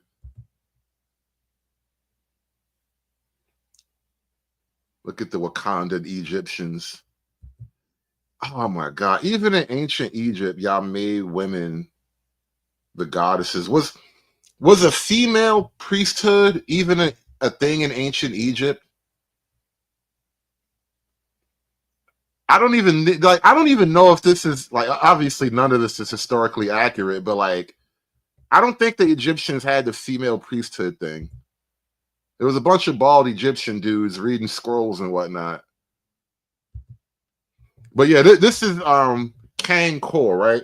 And this is what happens when you gave niggas AI, by the way. They started totally remaking history. They got videos like this about ancient Japan everywhere. Like they the Vikings, and they've created a whole thing. That's why I'm calling it Kang Core. I see why they failed. Yeah, Africa failed because y'all was worshiping coochie. Then the white man showed up with steel and it was a wrap. But like I said, Kang Core. And one of the uses for things like that is to kind of keep the general disgruntledness alive, and that it ultimately translates into what we're talking about today, the angry black woman. Let's get back to the show. Angel Reese hates Caitlin Clark. Is that harsh criticism of Angel Reese? What I think would be harsh is if RG3 had said Angel Reese hates Caitlin Clark and all white players. That's harsh. And that's why I feel like Ryan Clark and a lot of these people have overreacted. They're competitors in sports. Angel Reese wants the attention and the skill and the future that Caitlin Clark has, and she's let it turn into some level of hatred. We've seen that before. That's human behavior. It's a human flaw. I just don't see it as harsh criticism. No, I don't see it that way. It really was mild criticism. And if you listen to what RG3 said, he didn't even make it a racial thing, right? He just said, you hate the girl, which is fine. You really had no reason. Well, I'm not going to say Angel Reese, but it's her defenders. They really had no reason to jump in the ring and try to fight that fight on her behalf because it was a nothing burger. Either. And to that point, Ryan Clark knows that, and he overreacted. Who used to play for the Pittsburgh Steelers, and Lord knows you can't watch a Pittsburgh Steelers Ravens game without the whole week you're hearing about the hatred between those two teams and the rivalry, right? And at times they would get particular about individual players in those. Yes, I would take down Angel Reese. I wouldn't be with her or nothing crazy. I mean, maybe for the money, but it's not even NBA money. Let's keep it a buck. I don't even know. But yeah, just on a raw physicality, she's not a bad looking girl. And then, she's obviously in shape, right? So she's got a nice athletic body. I would definitely take her down, but she's probably crazy. Matchups, and we all get that. It's within sports. It's between the white lines. We're not saying meet up at the club tonight. Actually, American Man, that's an interesting question too, right? Because Angel Reese is way more attractive than Caitlin Clark. For all the praise Caitlin Clark gets, this is how you know she's a raw athletic talent, because nobody's sucking up to her because she's pretty, right? Nobody in the world is sucking up to Caitlin Clark because she's just so attractive. Angel Reese actually does have a face, right? She has a look. And you would think, among girls anyway, like you can't just take a little bit of pride in that. Like, yeah, Angel Reese got a wicked jump shot. I mean, Caitlin Clark got a wicked jump shot and all, but you're still way cuter. You would think girls could take some pride over that, but whatever. What do I know about girls? We said at 1 o'clock kickoff, they hate each other. And I've seen it time and time again, to the point that today on Hydration Situation, I did a video and I showed people with actual quotes, times where other commentators said that another player hated another player. Had like 10 examples, including Shaq hates Kobe and Kobe hates Shaq by Bill Simmons. He said that. Did we all of a sudden turn that into civil war? No. I guess it's okay when black people can hate black people. That's a different topic. But when it's white and black, all of a sudden it gets out of control and we lose context. We're talking about sports. We're talking about when you're between the lines. We're not talking about, oh, she gonna see her after in the tunnel and it's on. We know the theatrics that existed and that was a part of that play. When Caitlin Clark was looking at the referee like, you're not gonna call that foul? Well, I gotta foul her to make sure she doesn't get this layup. And then all hell broke loose. Even as a non-fan, I gotta say, like, the race thing, it really does suck the air out of the basketball conversation, right? Which is, I thought that's what people came to do, is watch basketball, but instead of basketball, you get a racial discussion about girls hating each other. The whole thing is tired, right? If you let Angel Reese have her way, hold me back, hold me back. And I look at sports like it's a protected space. I don't care your color, because the reason I got into football, and the first day I was in that huddle and I put my hand in that huddle and I looked around and I saw all these different complexions and different looking hands and different size of guys. I was like, damn, he from over there on the west side. He from the east side. He from a different city. And I didn't have brothers growing up. So I loved how sports brought us all together. And I'll be damned if these panderers are going. I don't know if that is a true thing for women the way it is for men, because it's a very typical thing for men. We literally bond and trials together like that. So joining a team and going out on the field and doing battle against another team, that forms lifelong bonds, right? There are guys who played on, high school football, Pee Wee League football together that have been friends for life ever since then. And I don't know if that works the same way for women, because the female social dynamic is just way different from the male. It does kind of create a different dynamic even within that bonding structure, right? Because girls are naturally catty and competitive with one another in a way that men really aren't. Men like competition, but ultimately the thing that drives the male groups forward isn't internal competition. It's teamwork, right? It's the idea that we come together to build a thing bigger than each of us individually. Gangs and stuff work on these same kind of principles or whatever, right? But the female social hierarchy, I don't know if it works in the same way. So they're not necessarily going through the team building exercise and coming out the same way the men are. And shout out to Ian again with the 271 super chat. He says, it is indeed all so tiresome. Thank you so much for supporting the show. You guys have been very, very generous tonight. Hit that like button, guys. We are not done yet. Thank you so much for supporting the show. I need that money. Going to win this conversation, because we got to protect her from the plight of yesteryear's sisters. If you are angry, and if you're black and you're a woman and somebody's smart enough to call you an angry black woman, it is, or it ain't. But that's on your behavior. Nobody woke up and said, Angel Reese, you're an angry black woman. But if you show that type of behavior time and time again, some people are going to call you that. Now, go out there and outperform it if you really got a problem with it.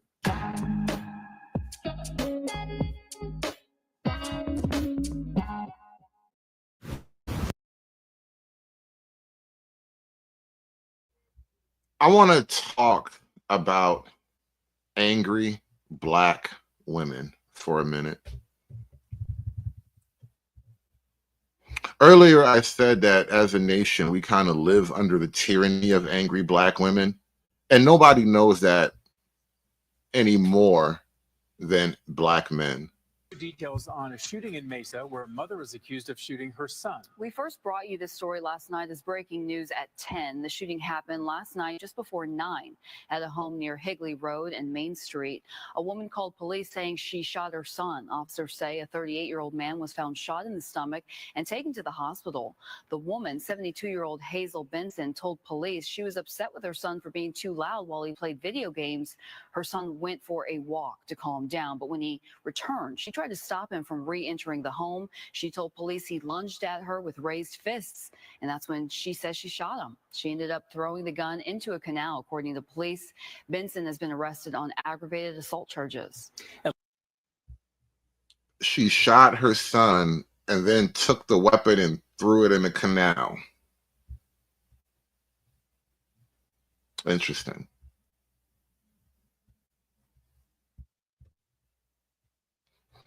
Remember those videos I talked about earlier,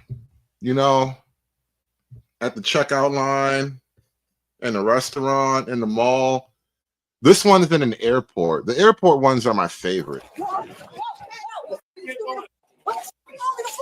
On May 29, 2024, an officer was working patrol at the airport when his assistance was requested at a gate.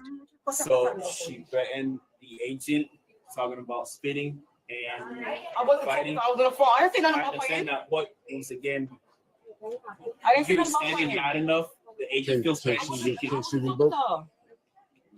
Nope. Refund? Yeah. Okay. We're gonna go to the service desk and you will get a refund. Go to the service desk for? Because you're not taking this flight. Why can't I not take this flight? Because they decided you're not. Well, why can't I take this flight? Because they felt threatened. Well, I didn't say that to her, sir. I'm not saying you did. I know, but he was there. I'm not arguing. This is the supervisor. The supervisor said you can't fix this flight. I'm not doing cameras, no.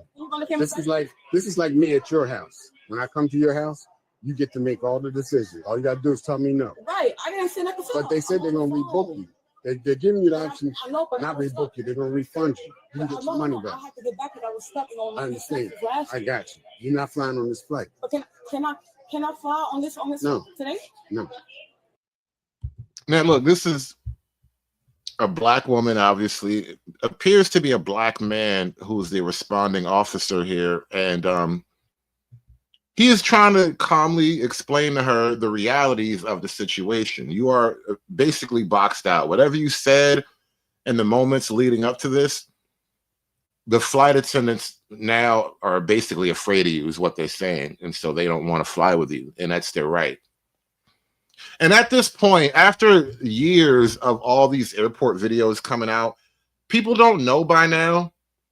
Go to the airport, keep your mouth shut, and walk in the line. Just stay in line, move in an orderly fashion. Do what the white people are doing. That's really the hard part, right? Do as the white people do. So let's go to the desk and get your money back. I'm gonna lie. Hey. Walks over and spits on one of the airport clerks or whatever.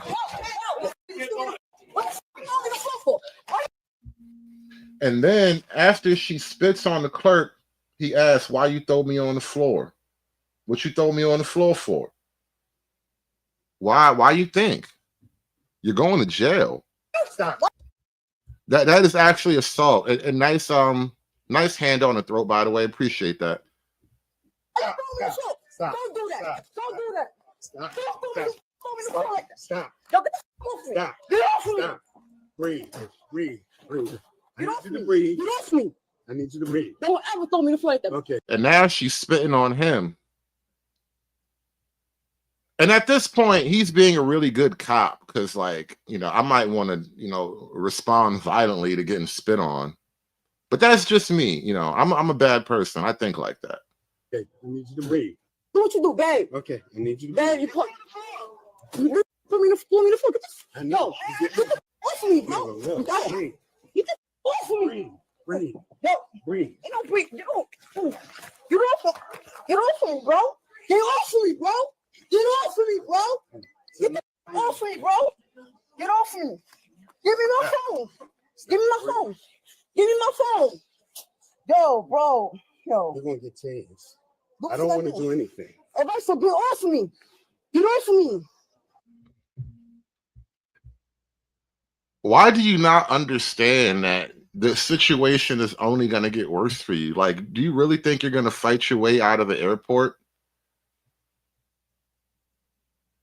I don't like what is going through people's minds in these situations. And he's really just trying to tell her, like, breathe. And you know what? I get the impression, without even looking at him, I get the impression he's a fairly big guy. Because he's got that big guy calmness, you know those guys that are like just way too big to be getting in scuffles with everybody because I would hurt you. And I don't want to hurt you because I'm already a giant swollen bear of a man. And if I really punch you, I'm gonna lose my job, right? And so he's kind of got that big guy gentleness to him right now. He's like, breathe. But he's got white rage in his veins, though. Get off of me. Get off of me. No. Get off of me, though. No. Hello? Hey. You're choking the shit out of me. You're choking me. No, I'm not. You're choking me. You're choking me. No, I'm not. Get off me. Get off me. That's not how it sounds when he's choking you. It sounds more like that's how it's supposed to sound, right? I know what the sound is, right? You are not making the sound Right. I know that sound. You're not being choked. I'm gonna bite you. I'm gonna bite you back. I'm gonna bite you. I'm gonna bite you. Damn, I can't breathe. I can't breathe. I can't breathe. 45. I can't breathe. Ah! Bro. Oh. I'm up. No. I can't breathe. Ah! Ah! Get off me. Bite the curb. Come on, bite the curb.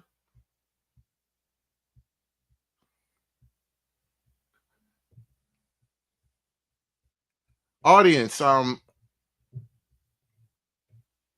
do Black women have inexplicable anger issues?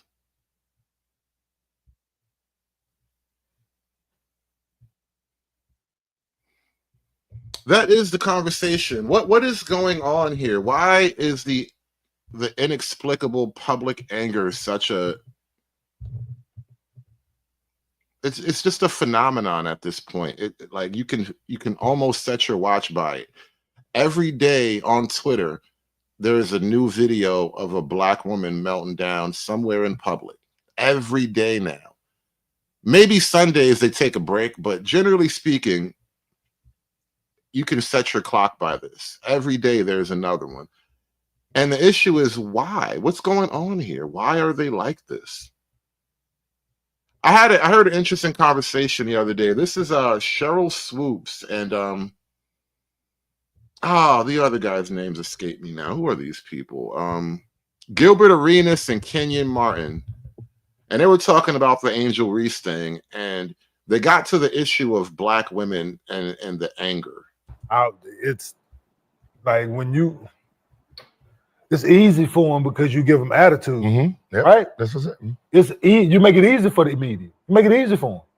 How does she give him attitude? Yeah, I don't watch a lot of it, but most of the stuff that I see, it's that.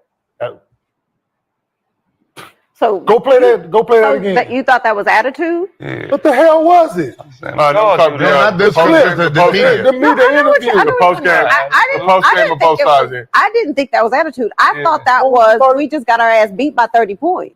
Yeah, but come on. And see that is really the issue. And I've had this type of conversation personally with different chicks, and they don't know that they are wrong. And not only do they not know, they really can't be told. Like they're unwilling to hear it, no matter how much they hear it. Come on, come on, you in the face. No, listen. Look at you can say that about a whole lot of players in post game interviews. Basketball player, rest made the call, move on. That's not the interview, though. But that's So she should have been like, "Oh my God, it was a basketball." But you're saying that because she's a girl or she's a woman, so she should be more like, "Who's saying it was just a basketball play. Move on." You know the narrative. I'm kind of gonna have that same attitude. But you know the narrative they're trying to push on her, so you got to beat them to. You have to beat them to their narrative. Here's my question: Why does Angel? Not even Angel. You know what? I'll just say, why does any Black woman have to be different in a post-game press conference? Who said Black? Listen, I did because it's very different. Because you know how many other players, like how many like white players I'll see in post-game press conference, they answer questions just like this. Yeah, but then they'll answer. Listen, but nobody cares about that. Let's show make a point. But they'll answer just like that. But nobody cares about them. I'm gonna tell you they what. do care. But they'll answer just like that, and we're not sitting here having this conversation about because she gives them attitude. Have we seen this? We haven't seen them. Oh, I've seen them. No, you probably haven't seen them. But that's what I'm saying. It's not big enough for anybody to talk about. Like Asia Wilson, it's not right? True. We don't know if she gives attitude or not. No one. Brianna Stewart does post-game interviews when either she didn't play well, they got beat by 30, 40. Everybody's gonna have an attitude like that. So if you did a post-game when you played, you did post. Everybody is not going to have an attitude like that. That's kind of what people are trying to explain to you. Why do you think Black women have that reputation uniquely? Because everybody is not going to respond the way, but only Black women apparently have this unique reputation of a very overblown, aggressive response to basic things. Post-game interviews and a lot of, but also reporters will ask some dumbass questions. That is fair. Yep. So you gonna sit there and be like, oh, no, I thought it was a basketball play. Let's move on. Nah.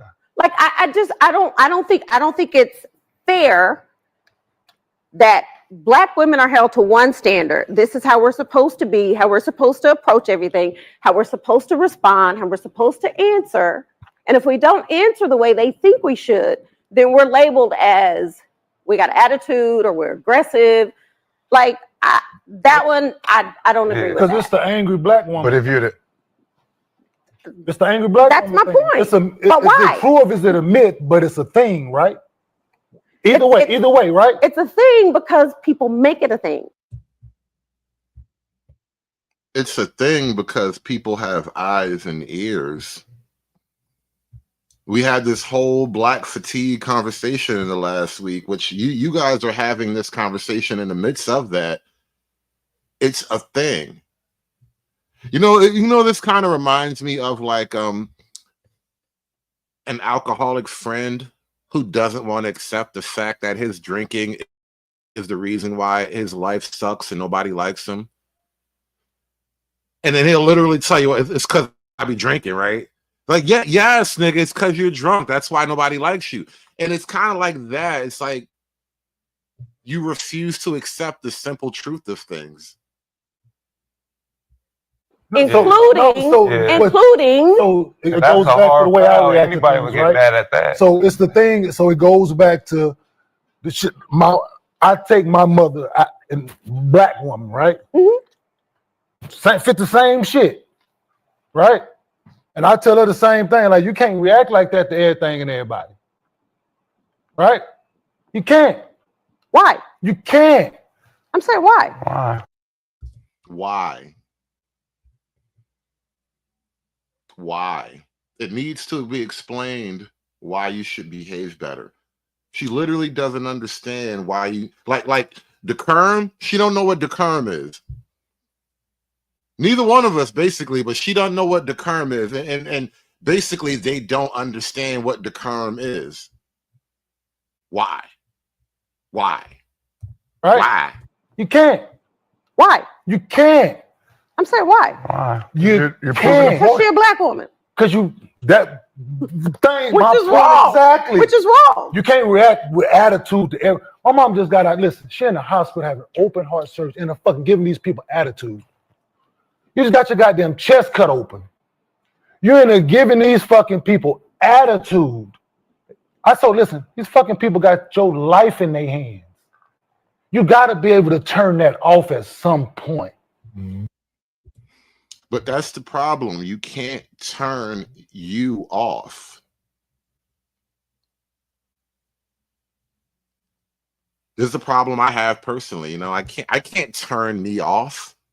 What do you want me to do? Take a nap? I'll take a nap. When I come back, I'm gonna be just like this though. Well, Kenyon, that example and this example I'm saying, but the point I'm making, different but the things. point I'm making is the angry Black woman thing. Is this true or is it a myth? It's a thing. Whether you want to fall into the conversation or the category or not, it's a thing, right? Like, listen, Plies made something the other day. I don't know if you saw it. He was somewhere getting food, buying something. Person in front of him, white lady, whatever. The chick that's serving the white lady, taking the order, Black chick, all hunky. Hey, how you doing? Right? Plies come up there. He said, her shit changed off top. Can I help you? Plies said, no, you can't help me until you give me the same motherfucking energy you just gave that white lady. You know what I'm saying? It ain't, people don't make it up, right? Well, because I fit the angry Black man thing. Am I? No, but when presented with bullshit, I can absolutely be that, right? Crazy. Absolutely. You know what I'm saying? When presented with it, absolutely, I'm going to give it to you. But me knowing the way that I can be perceived, I try my best to dispel that, right? Because that's what people are expecting me to do and me to be. right? Well, me and this fuck nigga got into it the other day, right? This fuck nigga. This one over here, Yeah. can you fuck get nigga I right was there so right mad now? at myself the rest of the day. People understand. Listen, I was mad at myself because I got tricked. Cause Yeah, Kenyon Martin was an NBA bad boy a little bit in his day, and you know he got the angry black man thing, but he embraces it. Well, not embraced it, but he understood what was happening, and he accepted the criticism. angry of black, it. yeah, because I got tricked off my spot. You know what I'm saying, I vowed myself not to do that, right? Because I know what people are. I went to New York. People, man, you should have slapped me. You should have did. No, that's what I'm not gonna do. Because that's what people are expecting me to do and me to be. No, I wasn't. He'd have been asleep. No, I wasn't. It wasn't even on the card. Come on. And look at her instigating though. Now you see this, right? Because she's trying to change the subject for real. Because he just made a real point about like, yeah, listen, we black men, we already got that image and that reputation, especially some of us like Kenyon. You know, we already have this violent rep. So when we have beef in public, it's even worse for us to make it, you know, a physical stupid thing. And he's trying to explain that to her, and she's like, "Oh, y'all was gonna fight? You gonna let him slap you, bro? Like it's children, bro." No, I was not gonna do. Because that's what people are expecting me to do and me to be. No, I wasn't. He'd have been asleep. No, I wasn't. It wasn't even on the card. Come on, Nick, get up. It wasn't even Come on, on the Nick, get up, docket. Nick. You know what I'm saying? It wasn't even on the docket. You know what I'm saying? But I know this is what people think about me, so I go above and beyond to try to dispel that. I'm not saying that she should, because this is her career. I played and I did certain shit when. And you know what, Carmen? I'm glad you caught that. But you're thinking on a much higher level. But she says, so the only reason to remain composed is to prove other people wrong. Like, obviously not. It's a generally better posture. Think of it like this. This is kind of how I rationalize it, right? Anger is the enemy of rational thought. It's literally a lot harder to think rationally when you're consumed by anger. And the problems that present themselves in life are better handled with rational thought. So if you allow yourself to give way to anger and emotional, you know, your passions, if you let your passions run away with you, then you're just not as good at solving problems and handling situations, right? That's the higher level explanation for all these things, but you got to start with baby steps, you know? Dude, people ask a certain question in the media. You have a choice whether you want to answer that question or not. They can say attitude. Don't say. She says what the question they ask. If she says no response or I don't want to answer, it's not cool. It's not cool. That's angry. Because if she doesn't answer if she doesn't answer, that's a problem. That's angry. So my thing is, you can't, not you, but you can't sit here and tell her how she should respond. I'm not. Yeah, I'm not saying you, because I'm just saying in general. You have been the face of Houston, USA. You know damn well how you're supposed to come into this podium, knowing damn well that somebody is going to ask you this question. They're going to try to irritate you on this question. You already know that as a professional, as the MVP, how you supposed to answer I have this. no issue with how she answered that question. You don't, because it's your mannerisms that's singing about it. And not only that, that's that group defense. And I realized the group defense goes very deep. Like when we talk about the phenomenon of the angry black woman, this is a thing that is it has a lot of intellectual support for it, and I'm going to get to that next. How about the mannerisms that they have on her, like Draymond Green, right? We know how Draymond Green plays the game. Angry black man is what they perceive. So when they go to him in the interview, who they think they're looking for? Who you think they're trying to irritate so they can prove when they write their articles? Hey, so Draymond, what do you think that him addressing it prove their point? Yes, him saying y'all will stop proving me as.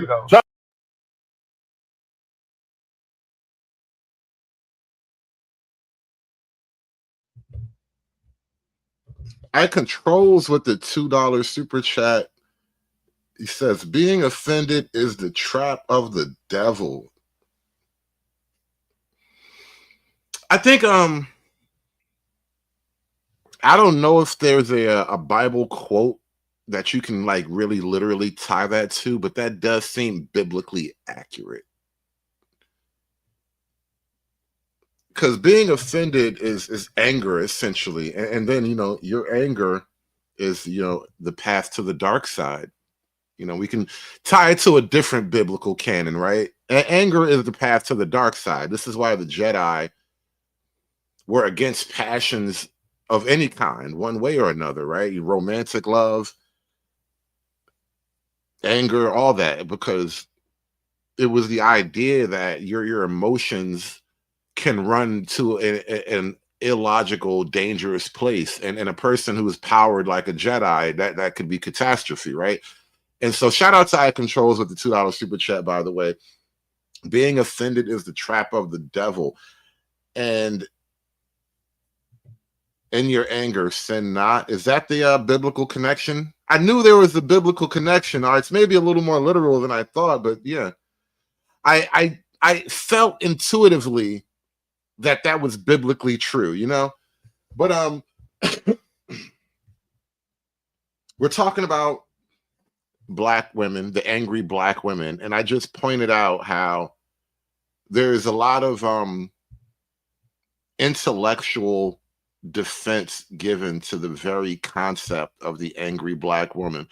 And I kind of knew it to be true just from watching news and media and whatnot. But then as I was putting today's show together, like I said, research, I find things that trouble me. When they want to slam you and slander you. This is Nina Turner. She worked for the Bernie Sanders campaign. I'm pretty sure she worked for Biden during his administration at one point. Meaning this is high-level national politics Black woman energy right here.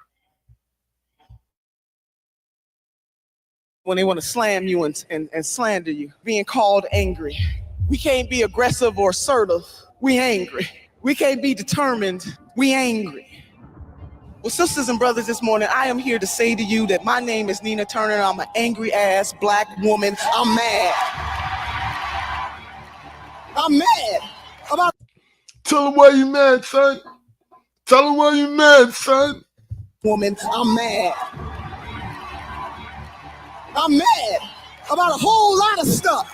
Because if you ain't mad about something, then baby, you are not awake. Being woke is equivalent to angry Black woman. They're mad. Yeah, even the kids too. Yeah, Albert, the kids are mad too. Why you think they calling them YNs right now? Because the kids are angry. They don't even know why they're angry. They're too young to really formulate a proper contemplative explanation of their place in the world, but they're angry though. With these hands, we will rise up. You said these hands. Who gonna get those hands? Hold up. I don't want no beef, Nina. Who gonna get them hands? Not awake. With these hands, we will rise up. I'm mad that we gotta beg people in power to know that the wages of everyday people are not keeping up with inflation. After I found this clip today, I told myself there's a line in here that I'm going to take and I'm going to have to add this to the show. There was a line in here that was like, oh, we're using this. We're keeping this. I'm mad as hell that our young people have to graduate with a degree in one hand and debt in the other, over $1 trillion worth of debt. I'm mad as hell that we got to beg people to understand that we must protect Mother Earth to have anything. Oh yeah, I'm mad that mamas and daddies and grandmamas have to worry about whether or not their babies can walk the streets in America. We got too much on the line. Too much on the line to sit idly by. Too much on the line. Too much on the line. But I want us to channel this anger. This is important. Channel the anger and the passion that... Yeah, be angry. Right. Use your anger. Yes, Luke. Embrace the dark side. Let your hate flow through you. We have into action. I'm mad that we are not doing enough in this country to shore up. And guess what? We taking applications. Everybody can be an angry black woman. Join me, y'all. Everybody can be an angry black woman. There is a call for black women's anger to be used, to be harnessed politically. So what that means is the angry black woman is politically useful. It's a political staple of the Democrat Party. And we all know what the Democrat Party really consists of at its because core, there are a lot right? of people in this country who do not like black women, but black women are the base of the Democratic Party. I've been battling this stereotype of the angry black woman for like 20 years. Okay, you want to see an angry black woman? She's right here. You look angry though. You even I'm not gonna pose calm down. You know, it's like this word and these phrases have been told to us, especially as women. We've been suppressing our anger for so long. It's like, why should we do that? No, I'm not gonna calm down, and I'm not hysterical. That is a great idea, SKC. I might do that. You know, it takes a hell of a long time. Like, I know you said you've been in the background doing art and all that. It takes a hell of a long time to make a straight up video where you're just talking without any graphics, without any edits, because you'll say things that you want to do over, and maybe say something different or whatever. Like, it takes a long time where you're just doing a bare bones minimum guerrilla style video, and then you compound that with graphics and adding in a bunch of different video clips, searching the video clips, the edits. Oh my God. Like I'm making videos now. I got back into the video editing thing, and bro, it take you, it's a day to make a video sometimes. And I'm not even that good at it. So God knows if I was making really good videos, it'd take me a long time. Shout out to Albert with the 199 super chat. Time to build more female jails and prisons. Yeah. The female crime rate is spiking recently in the last, I don't know, 5 or 10 years. It's the anger is noticeable. It's having a criminal consequence.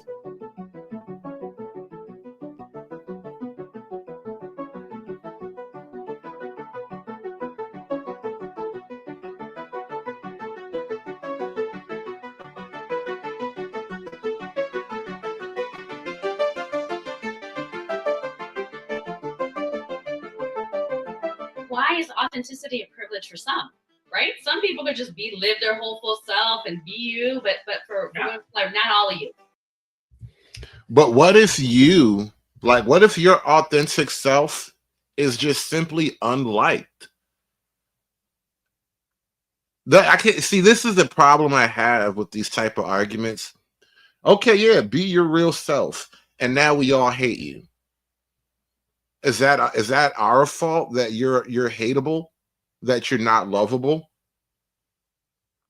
If you're telling me that you're being your true, real, authentic self, and the consequence of authenticity is widespread, near universal hatred, I would argue that's a you problem. Just half of you, please. Yes, only the happy side. Right. Only the side that is like inspirational, and has a smile on her face. Not the mad part. But you know what? They're gonna get this whole full self right here. All of the that's parts. how things are gonna change. That's why we're having conversations across the country that we have not had, and we're gonna continue because we're in this fight for a long time. And this kind of reminds me about the whole interracial dating problem and how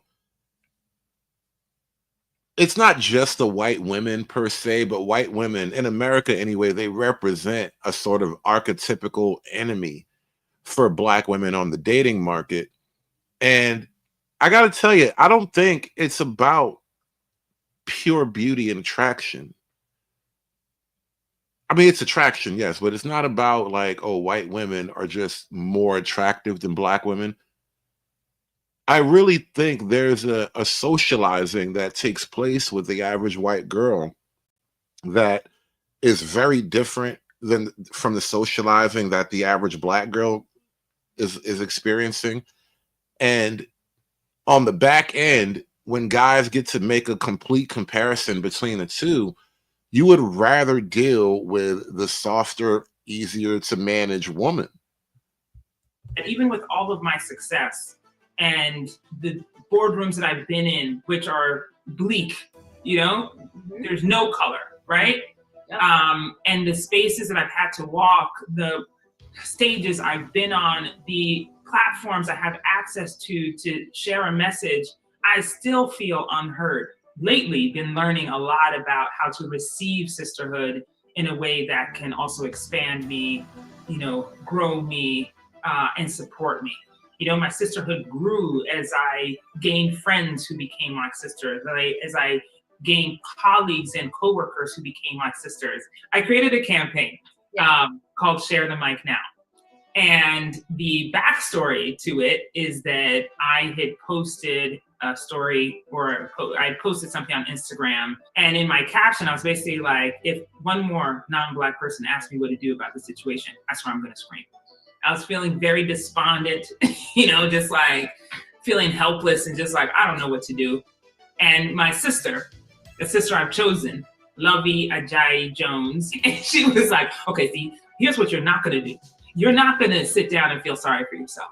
You know, you're not gonna have this attitude of like complacency, because that's not who you are. She's like, if you need to rest, that's fine, but you're not gonna give up on this. But I need. And everywhere I turn, when you look into this whole conversation about Black women and their attitude, you constantly hear positive reinforcement about Black women's negative attitudes, right? Or the perception of their bad attitude, right? And the only time, this is the interesting thing about Black women's attitude, and you can go double check this if you think I'm wrong.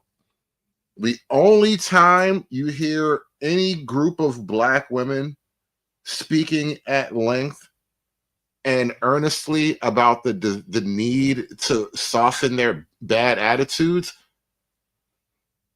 Let me ask the chat. Where do you think the one subject where Black women are totally willing to listen to why they need to soften their attitudes? What do you think the one thing that actually makes that happen is? Because I noticed there is one particular subject matter where Black women are willing to listen to people tell them they need to change. Damn, y'all smart. Y'all smart. No big time. That was a very racist answer. Popeye's chicken. No. It's the white man, y'all. I swear to God, it's the white man. It is the white man. When Crystal Carrison was a thing on YouTube a couple of years ago, she is the founder. She coined the term, I think, swirling, right? There's a whole movement called swirling. You have swirling and you have divestors, right? Which are like two sides of the same white man's coin. And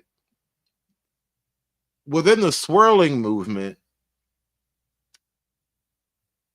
Crystal Carrison said flat out, and not just her, but any Black woman who coaches Black women about dating white men, they'll tell you flat out, you have to drop the sister girl attitude.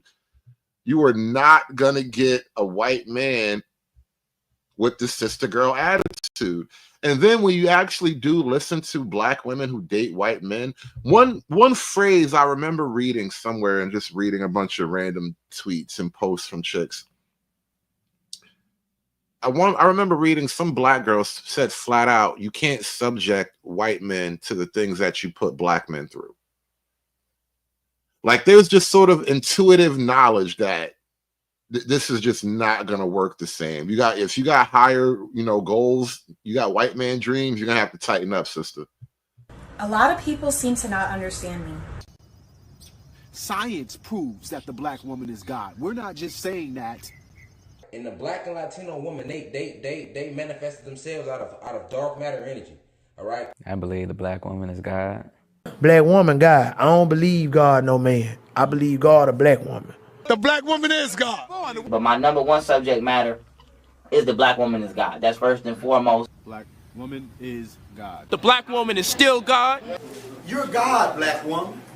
The black woman is God. She is the creator. She is the sustainer. She is the provider. She is the first teacher of the children. She is everything to the black race. But don't get it wrong. I am still a white man's whore. Needed the reminder, of my own ability, of my own creative power.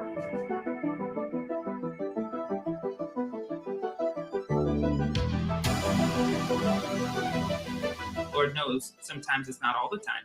But when the world listens to women, it listens to white women. It's the action of sisterhood. It's the act of when I was 12 and my younger sister was 10, and she wanted to go to a place and she couldn't get in. It was me taking her hand and saying, come with me, right? And based on my ability and my access, she got in. That's the same thing we're asking for today. It's the basic action of bringing your sister along and saying, okay, here you go. Now you've got the platform, you've got the access. You go ahead and tell them what I heard you say that nobody else is listening to.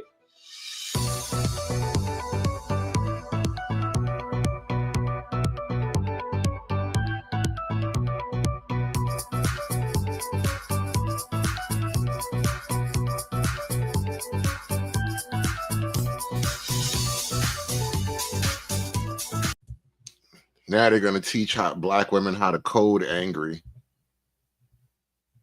Yes, you're going to learn how to code angry, because black women's anger is actually celebrated. It's not something to be criticized. It's something to be embraced. You have to harness it like nuclear energy and then vote Democrat. Let me just say that I am a very beautiful person. I'm sweet and intelligent and funny and awkward. Lies. You lying. You lie. It's 11 seconds in this clip and you're fat, black, and lying. And you got on a bow tie. Everything about you is wrong.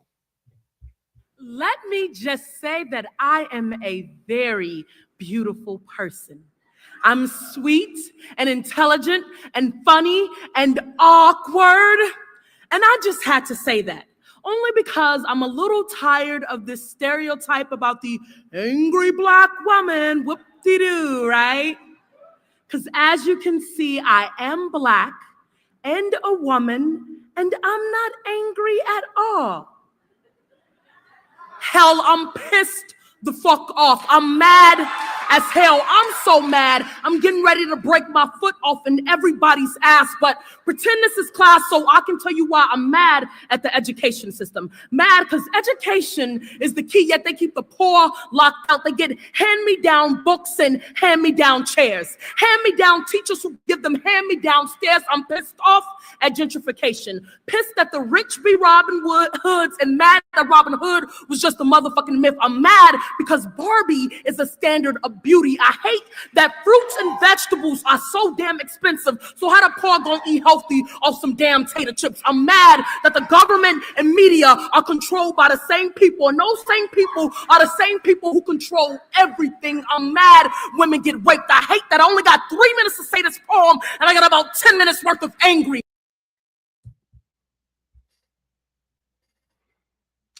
Black women are mad. They're very mad. Mad at a lot of things. Mad at so many, many things. At a great many things. They're mad at things that I haven't even conceived of yet. They're mad at things that you couldn't imagine in 1,000 years. They're mad at things that haven't even happened on your timeline yet.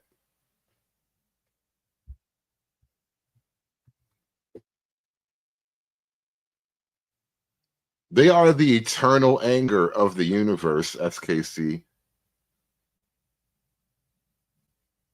I feel like you could make like one of those cosmic Marvel figures out of an angry black woman.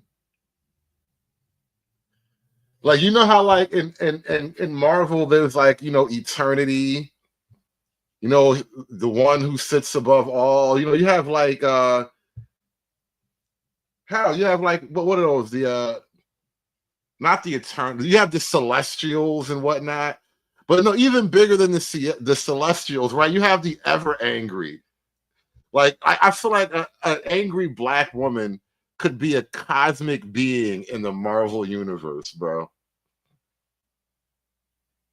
Like at the end of the last Thor movie, he had to fight Gore the God Butcher, but the God Butcher's girlfriend would have been the ever angry Tia. Tia, the ever angry. Because of course, the celestial angry black woman's man is you know a racist white man. Like, of course, that is the perfect love interest for Tia, the ever angry. And yeah, and that's her quote. She's not mad. She's just real. You know what I mean? But you could make a great cosmic level Marvel character based off of the angry black woman stereotype, right? And it would totally work. It would totally work. You would introduce it with like a Deadpool comic, though. I feel like you could. That's the best place to introduce something like that. It has to be Deadpool, because only Deadpool can survive the cosmic energy of the angry black woman, right? He's the only one. Like him and maybe Wolverine. That should be their next movie. Deadpool and Wolverine versus the ever angry. That should be it. Deadpool and Wolverine versus the ever angry. I'm telling you, they need to let me write some of these Marvel movies, man. Stop hiring these little funny hair colored kids ruining Marvel. You guys need fresh ideas. I got new characters and all that. All right, I will save Marvel. Be like Wesley Snipes, but for writers and stuff.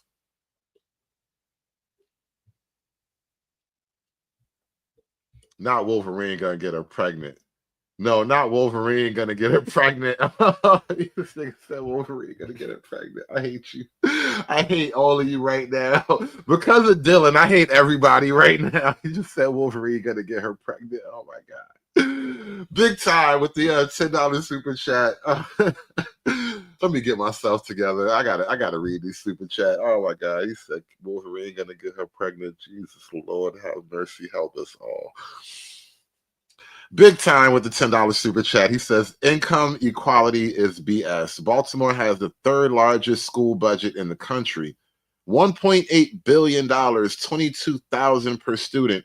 By third grade, kids can't read or perform math at a grade level. You know what? That's true. Also, I heard Chicago teachers just got like a nice little pay raise, and those kids are just as illiterate as Baltimore kids too. All the kids can't read.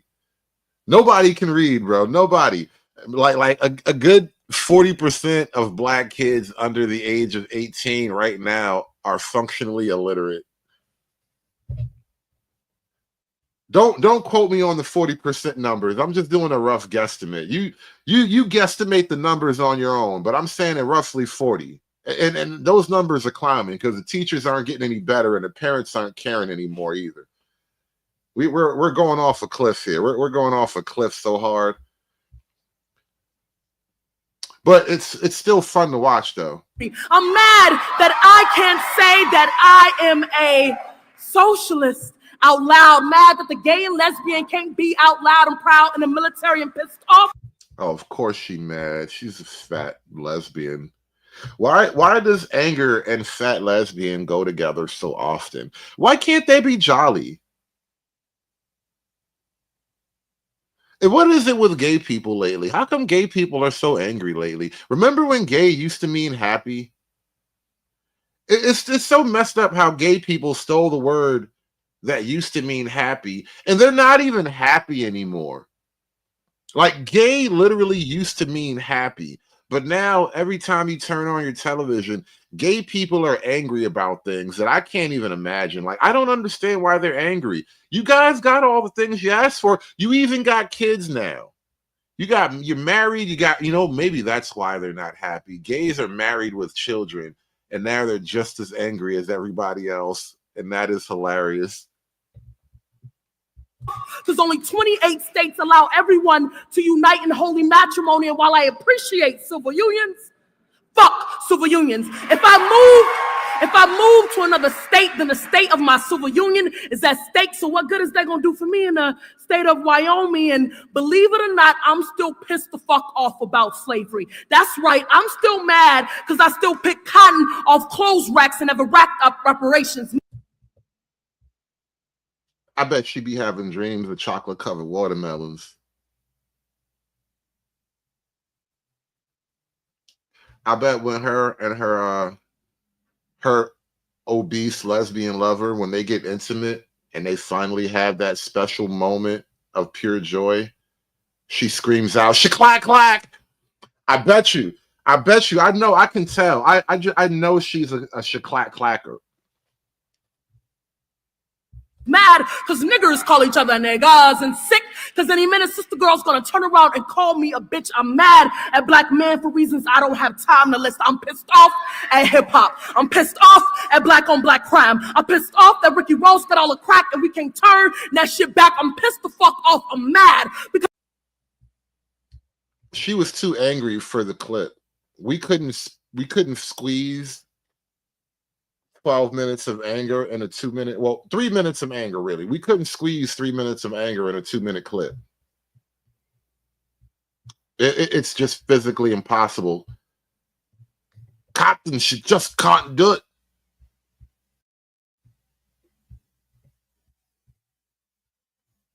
And with us, as you see on the screen, is Representative Bullock. Representative Bullock, thank you very much for being here. And I have to tell you, I ran across your op-ed by accident. I was looking at Brian Sims's Twitter page for something. He's running for lieutenant governor in Pennsylvania, and saw that he retweeted your piece. Why did you feel it was important that you put those words down on the page and really reveal yourself? It was so necessary, one, personally for. You know what's terrible? During that last clip with the fat poetry slam, y'all just kept typing "she hangry" in the comment section, and I just think that's terrible. All that she had to say, and you're like, "No, I know what the problem is. She hungry and she angry." Yeah, no. Figured it out real quick, huh? She hungry and she angry. Guys just got right to the heart of the issue. You guys are like that you guys are like Dr. House, right? Just real quick, sharp diagnoses. For me to finally put these words down. I had been feeling these emotions. I didn't know how to express them. I was going through a lot, last year with George Floyd and Black Lives Matter rallies. And I'm sitting here and I'm saying, every week I go to the Capitol and I'm trying to pass legislation that makes a difference for the lives of my constituents, the lives of my 2 Black sons at home. And it was challenging because I was being faced with what every Black woman faces in white male dominated spaces, being told to be quiet, being told that my voice could not be so animated, right? Or that I need to be careful about how I presented myself in my dress, in my manner of speech, because I represented a whole community, and that representation would reflect on them. And so I was very, moved last year after going to several rallies and finally saying the words out of my mouth that I was angry. I was angry about going to the Capitol every. I'm sorry. I know we're supposed to be talking about angry Black women, and she is definitely being featured. This is a clip a couple of years old, obviously, but she is in this feature about angry Black women. Yeah, she looks like a little Mexican to me, bro. I'm sorry. You look a little Filipina to me. And shout out to Big Time with the $5 super chat. I'm afraid to read that out loud because, the algorithm and stuff. But, I'm going to put it like this. She's angry because she's trimming the bush doesn't really give her the look she wants. Trimming her bush when she takes the scissors and tries to trim the bush, she's not satisfied. Like she can't get the proper satisfaction from the look after she like tries to do the trimming with the scissor thing, right? But shout out to Big Time. I'm very nervous about certain things right now. You gotta be careful when you like put scissors on the bush, because you don't want to cut too close and the skin, it's sensitive down there. Yeah, or the clams ain't clamming. That was a lot more efficient. Thank you, David. It was a bit late. It was a bit late for a save, but you tried. You tried to save me. You tried to save me. Thank you for that. The clams ain't clamming. Sleepy Beach just said it's bad angle. Bad angles, bro. Angles are everything. And see, I don't know how much white guys go through this. I know, like, I do like my own shape up or whatever, and I don't know if white guys do. White guys shave, you know what I'm saying? But like as a black guy, the razor on the face isn't always kind to me, so I just use regular clippers or whatever, and I do a shape up. And the thing is, every now and then, like, you ever try to do a shape up and get like the back of your hairline? You ever try to shape up the back? I don't even do that. I never try that. If I need that, I just go to the barbershop, because the angles, bro, man. Imagine if I was using scissors, man. The angles, bro, is hard. Scissoring at awkward angles, bro. The outcomes are terrible, man. Every week, and not having the kind of results that my community, that my two Black sons deserved. And it was healthy. Yeah, Carmen, we're back on track, Carmen. That was Big Time. Big Time made us talk about scissors and angles and shaving the bush down and all that. I had to, because I gotta get the people what they want. You know what I mean?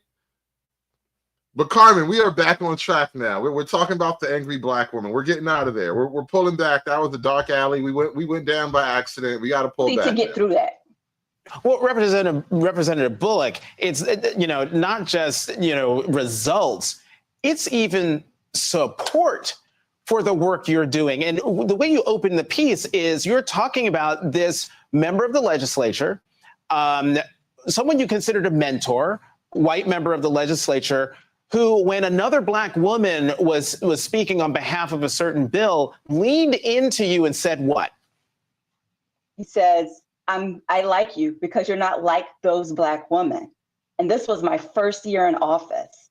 And it was a warning. It was a message. Do not speak up. Do not be loud, because we won't listen to you. We won't respect you.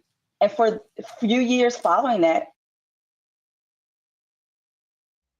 But why are people supposed to like a loud, aggressive woman?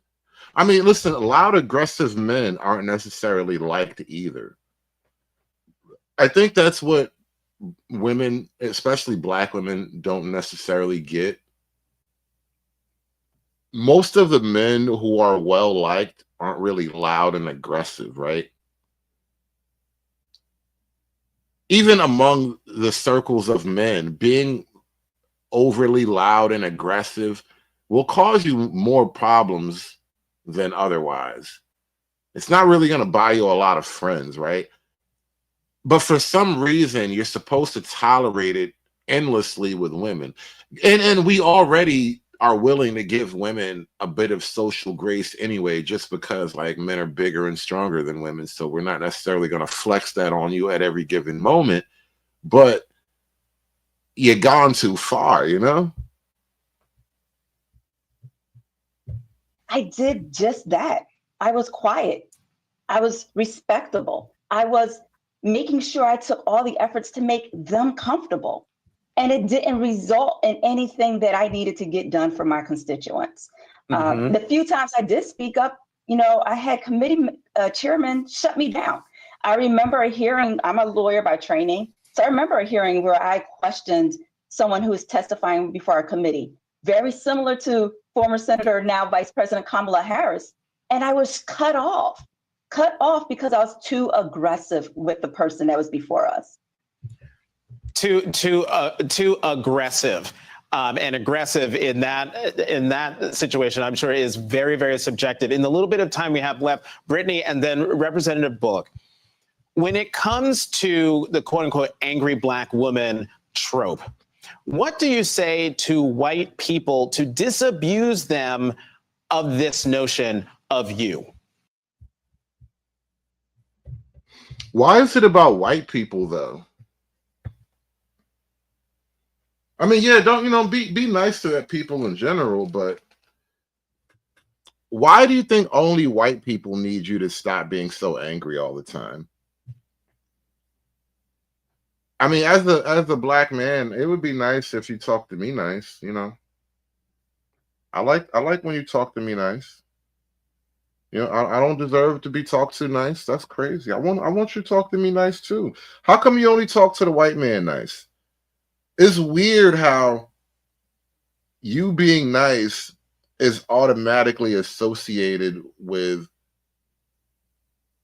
white people. Like they're the only people who desire or would benefit from you being nice.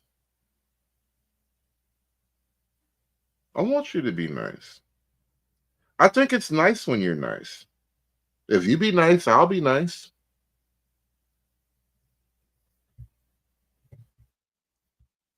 Never mind. No. Forget all that. That's crazy talk, right? Carmen, there's been a couple of interesting hairlines in this show tonight. I noticed that. She got that Emmanuel H.O. hairline thing going on too. There's a lot of weird looking hairlines all tonight. And why she look angry right now? This is the first time Brittany Griner, I really got to look at her.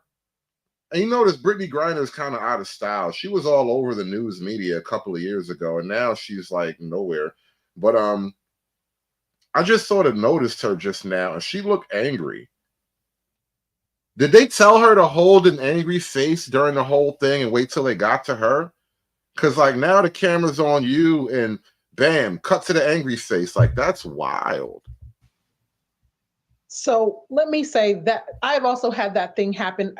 Is one of her eyebrows just naturally go up higher than the other one? Like she's got that permanent angry eyebrow thing. I was a child at the time, but someone said, you're not like the other black kids, right? It's a cookie that white people hold out to say, we will give you entrance if you will play nice. Meanwhile, they don't play nice. So what I would say to white people is black people have a right to their rage. We should stop calling black women's assertiveness and advocacy aggression. We should stop thinking that black women advocating for their communities is dangerous. But one of the reasons that white people see it as a threat is because if black women get the things that we advocate for, it actually does shift the power structure. And I think black women have to do what Representative Bullock has so courageously done and give ourselves the permission to own our rage and to recognize that our rage is not like the white rage we saw on January 6th, which was destructive in service of maintaining power. Our rage is about making sure that people in our communities are taken care of. No, American man. Brittany Griner is no Angel Reese, bro. I would go there with Angel Reese because she got the athletic thing and all that. I'm willing to do that. Plus, she cute in the face, but Brittany Griner is no. That's a dub. Brittany Griner would have to get me drunk and sexually assault me. That's the only way I'm going is against my will. And then I could blame it on the alcohol and I didn't know what I was doing. She would have to buy me a lot of Hennessy and spike one of my drinks, bro. That's the only way we going. That's the only way. I'm not going unless it's against my will. I can't do it. I'll do anything for love, but I won't do that. I just won't do that. No, not that meatloaf, no.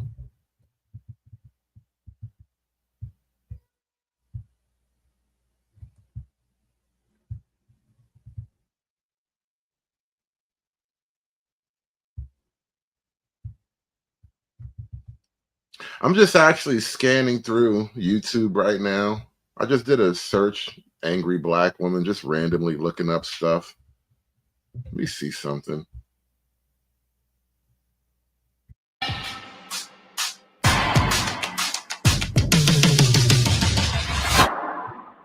Everybody knows, apparently.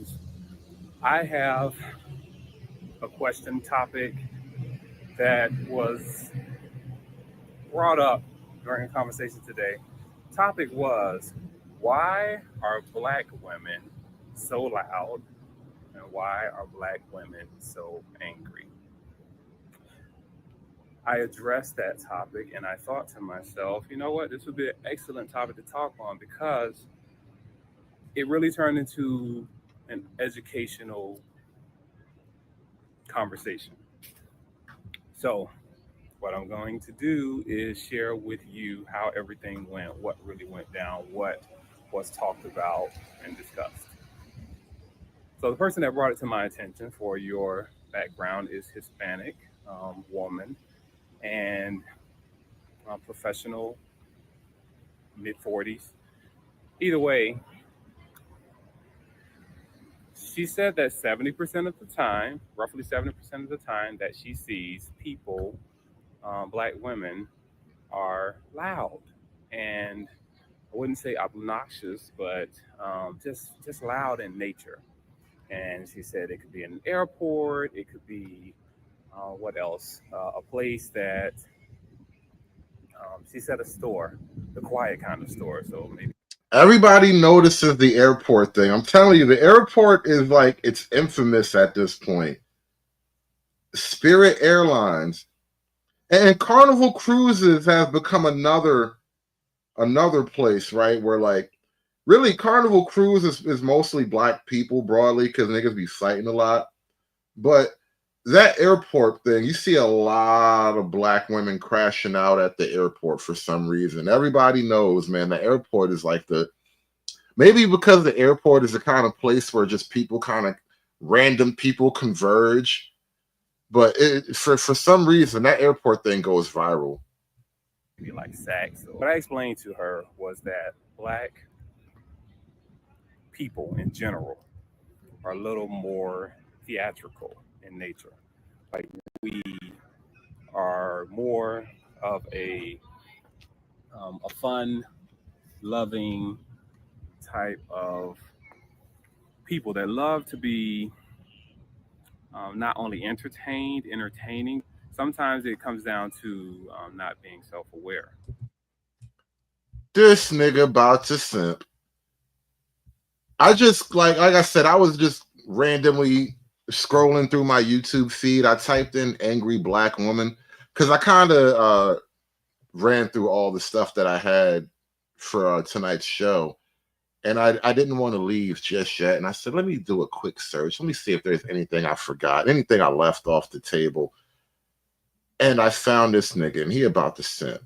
I can tell. I just know the vibes. We all know the vibes, don't we? But I want to address this simping allegation. Do I simp for Black women? Yes. I love Black women. I don't like y'all niggas. This is an easy decision to make. Sorry. That you are that loud.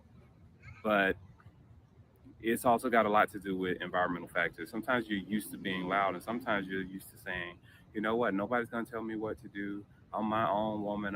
Nobody's the boss of me. You know, that stuff that we say, but we have to be mindful of the environment that we're in. So I really don't know if and I think there's a lot more to that, right? There's a lot of context. You also have to realize that some people are natural extroverts, and extroverts, like they kind of march to the beat of their own drum. Like nobody really holds their space. Nobody tells them, "Oh, you need to be quiet." It's like shushing somebody. You don't shush grown people. You shush kids, right? So the other part of this is, why is the Black woman so angry? That was a question that was asked. And, I'm not a Black woman, but I'm a Black man, and I've had my fair share of being around and being exposed to Black women. Black women are probably the most disrespected, the most unprotected, and the most neglected people on the face of the planet, right? Because there's gender inequality, there is racism, and when you look at all different calculations and formulas, then you really see that Black women are super strong. They have to be super strong, but there are so many societal pressures to this.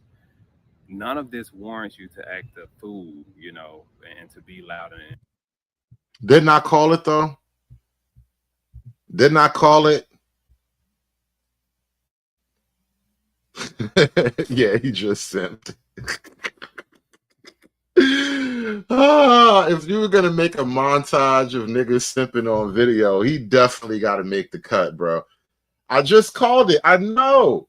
I knew it. I'm like, bro. I know the vibe. I could tell by your beard and your bow tie. and to just make a fool of yourself and make the entire culture. And you got a slight, you kind of worked on it, but you had a slight, almost barely detectable gay accent. And between those three variables, simping was inevitable. Sure, look bad. And I'm not saying that's what's happening. What I'm saying is that Black women definitely have it harder than anyone else. And here's some background to why what I feel the anger and frustration kind of derives from. You have the Black woman that desires a Black man, her king, right? The black man, the king. He wants her queen. Sometimes, there are different people that handle things different ways. Some people, some cultures, they tolerate a little bit more. Some cultures don't. Some people just aren't having it, right? And I believe that there's a level of mutualness that goes along in those relationships. Bottom line being said is that. All right, Kun Nasheed. He called him a suspected gay supremacist, bro. I've never even said those words out loud before. It's your fault that I would even say words like that. But it's an interesting proposition, a suspected gay supremacist. Shout out to Kun Nasheed. Interesting word you added to the lexicon right there, a suspected gay supremacist. That word's gonna pop up now every time I play a video with a gay dude in it. Maybe the Black man, or maybe the man in general, isn't standing up for and doing what he should be doing, and that causes. Oh God, now it's our fault. They so mean.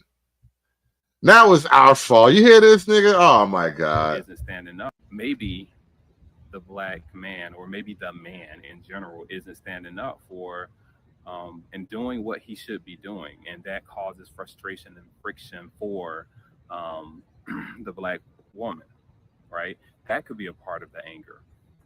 Another part of the anger is being able to be in this place where you recognize that, and it's not even, it's recognition for those that are unaware, but there's a lot of effort that Black women put into their self-care, for their beautification, and not that other people don't. No, not that you gonna love me. Not you gonna love me. Oh no, he really slow. He low key. He's slow key trying to hit us with the and you and you and you. You're gonna love me. Yeah.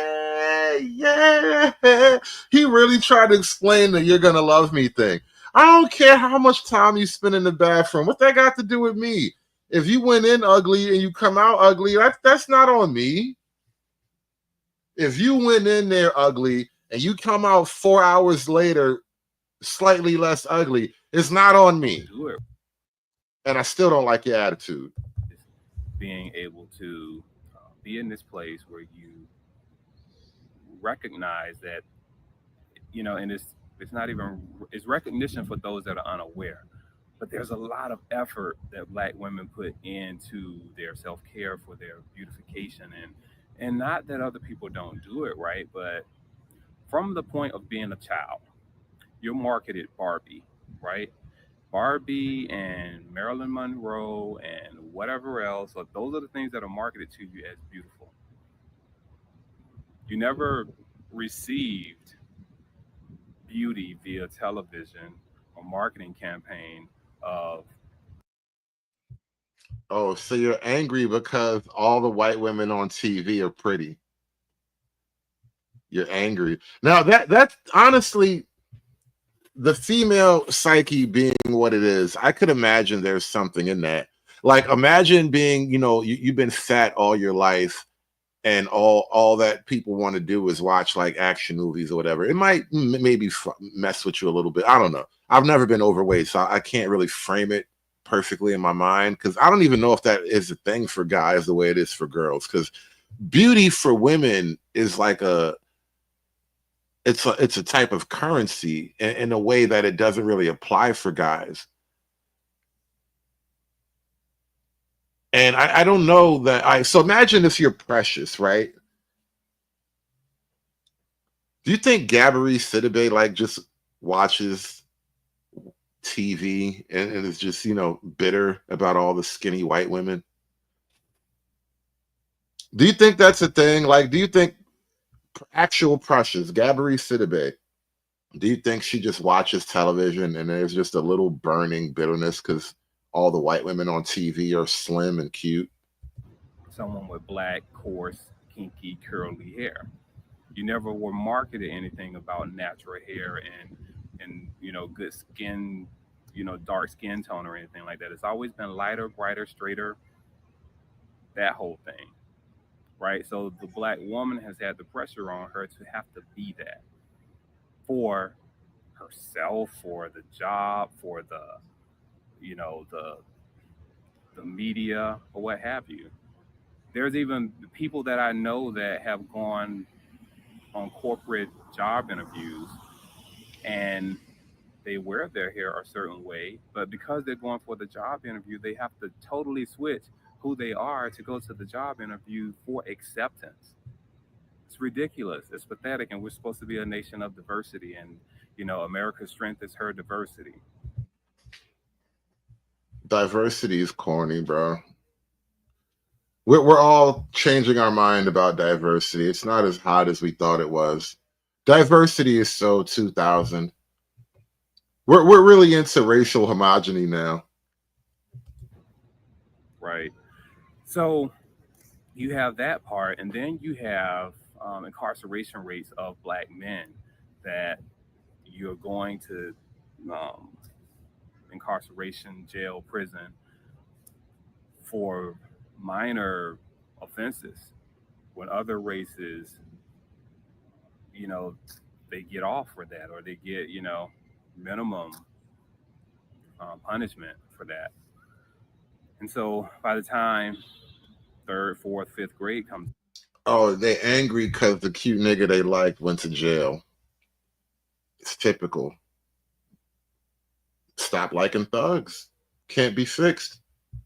I don't know what you expect people to do about that. All the niggas that you like wind up in jail, huh? Well, that's an interesting kind of problem. There's no fixing this. This can't be fixed. Right? This can't be fixed. You just have to escape. So that's what I did. I went to a neighborhood where, I have a very low black population. Around. There's a formula in that tells how many prison systems will be built to incarcerate people, mainly black males. And so it's lessening the amount of women, availability of men to those women. So I think that's something that you really have to be aware of. And the only thing, It's so funny. The other day I was talking about Cassie and Diddy and all that. And speaking of Cassie and Diddy, I heard the judge just told him today, like I predicted, this case, it sounds like it's more Frico than Rico.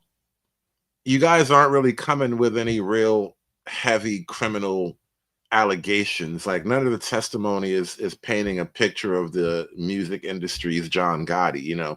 When you say something like Rico, I expect serious crimes. I'm not, and so I was kind of leaning in that direction. So the judge kind of admonished the prosecution today.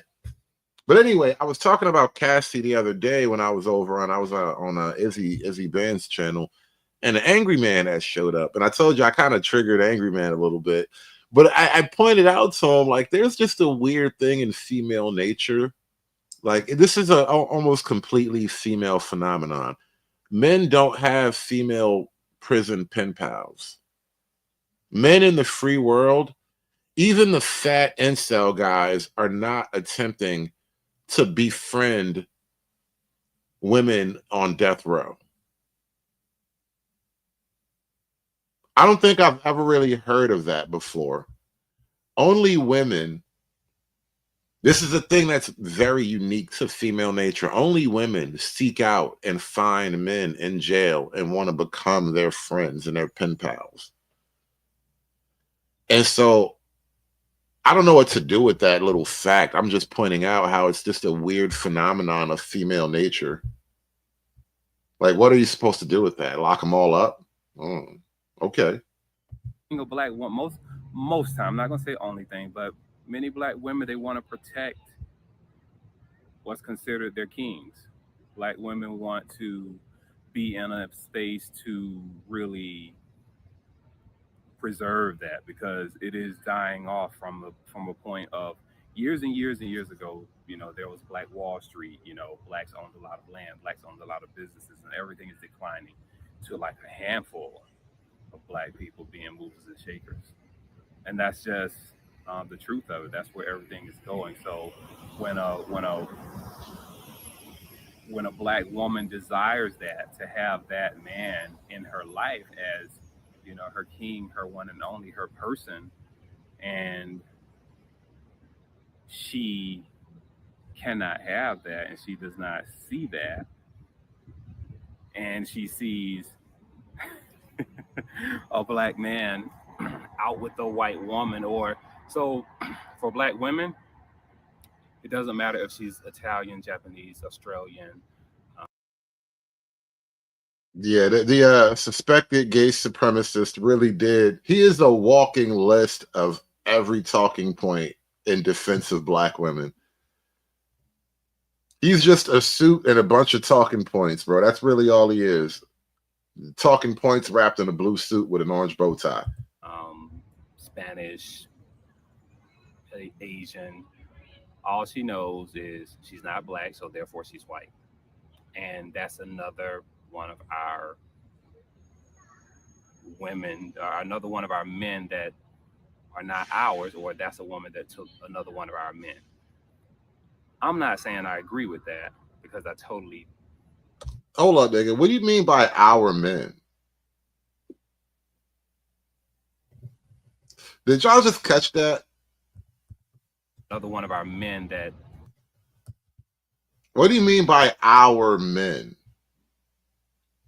Like, when you say another one of our men, are you using that in the group possessive? Because it sounded like you're using that in the group possessive the way women would use that. It doesn't matter if she's Italian, Japanese, Australian, Spanish, Asian. All she knows is she's not black, so therefore she's white. And that's another one of our women, or another one of our men that are not ours, or that's a woman that took another one of our men. I'm not saying I agree with that, because I told... Well, you right? You're not worried about the Spanish girls taking your men? Is that what you're trying to tell me? You're not worried about losing your men to an Asian woman? Is that what you're trying to tell me, bro? Oh, this is crazy. What is this thing talking about? What do you mean by our men? This is the type of content you stumble across when you do a random, I just literally typed angry black women into a YouTube search. That's all I did was type angry black women. And I scrolled down. I was like, okay, let's just randomly check this video out. And here we go. This nigga talk about the Spanish girls are taking our men. Hold up, nigga. Hold up. What does that mean when you say that? I'm confused, bro. I really have no idea what you could possibly mean when you say words like that. Australian, Spanish, Asian. All she knows is she's not black, so therefore she's white.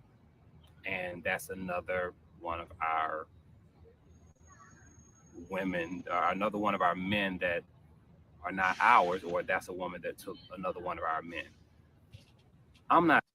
Now, notice he cautioned him, he corrected himself because he knew what he was saying was clumsy, but he didn't correct him using the group possessive of our men. That part was fine.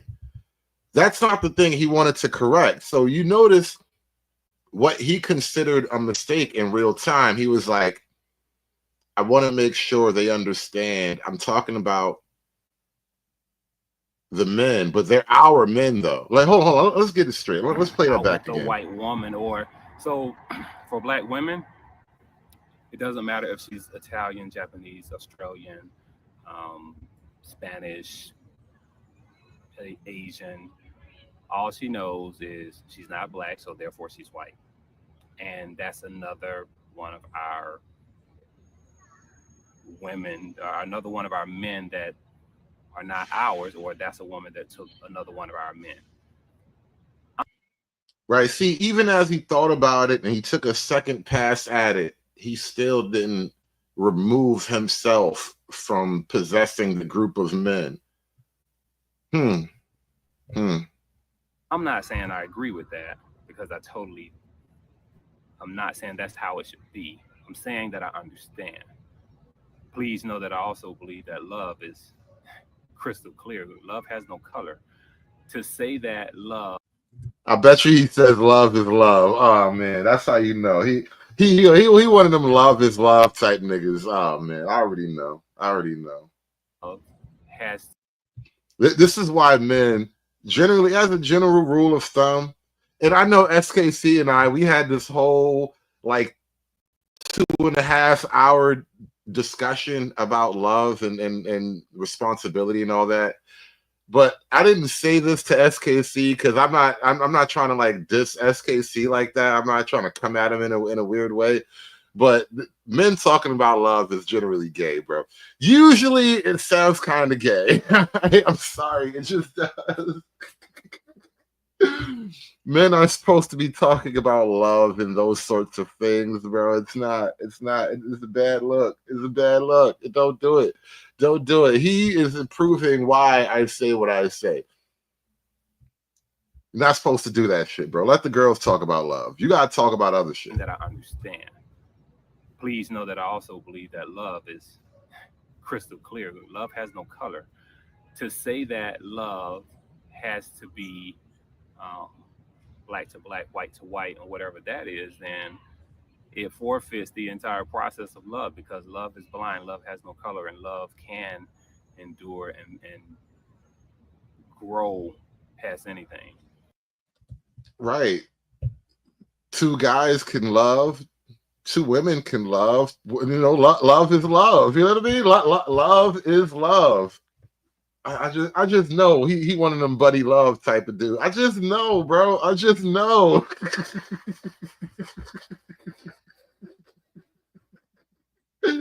Oh man, you see.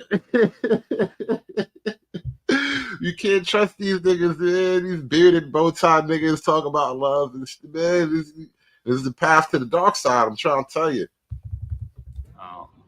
Black to black, white to white, or whatever that is, then it forfeits the entire process of love, because love is blind, love has no color, and love can endure and grow past anything. So I don't really know if it's true love if you're set on this one thing. So I guess that's kind of my take on why black women are angry. I would even go to the part to say why black women are so angry. But to each its own. Some people are more mellow. Some people. Yeah, I saw earlier in the chat somebody typed out. I think it was you, David. You typed out. He's walking through the park with a selfie stick. I mean, when you put it that simply, right? It does kind of look like a weird thing. Very feminine. Dude walking in the park with a selfie stick. I mean, I know we're in that whole internet age, and that's just kind of what it is right now. It does make an odd image, you know what I mean? Like, right. It just we're in modern times, and I imagine I would start to see a little bit more and more of that as time goes on. But it still looks weird right now. People are a lot more vocal out there, and they're going to let you know how they feel. Again, women, men, but women here, black women and all women, contain yourselves as much as you can. But when you get to a point where you can't take that anymore, then eloquently say what you need to say. There's always a classy way to do things. There's always a way. You just said eloquent and classy, bro. Bro, no, we way past those type of expectations, bro. To handle yourself, and for whatever it's worth, I do believe that you can express yourself in an intelligent manner, in a way that suffices your anger, expresses your anger, and let everybody know where you stand without all of the humiliation and without tearing down the greatness that your culture, our culture, stands for. So, if there's something else you want me to talk about, something else that you want me to dive a little bit deeper on, you let me know. This is Prime. Look your best, do your best, be your best. He one of them ambiguous niggas. You really can't be sure if he trying to steal somebody's wife or steal somebody's husband. Just a really suspicious nigga. These your videos here? Oh man, I'm not even trying to look into you more. You're just a really suspicious guy. I don't know who's in danger here. Somebody's wife or somebody's husband. Either way, though.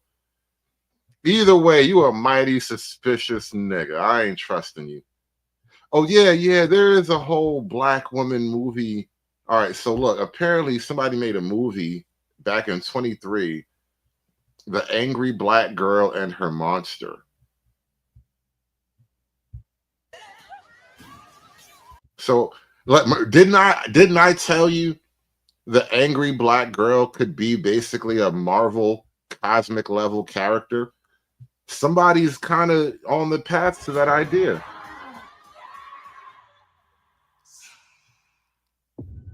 I might have to find this movie.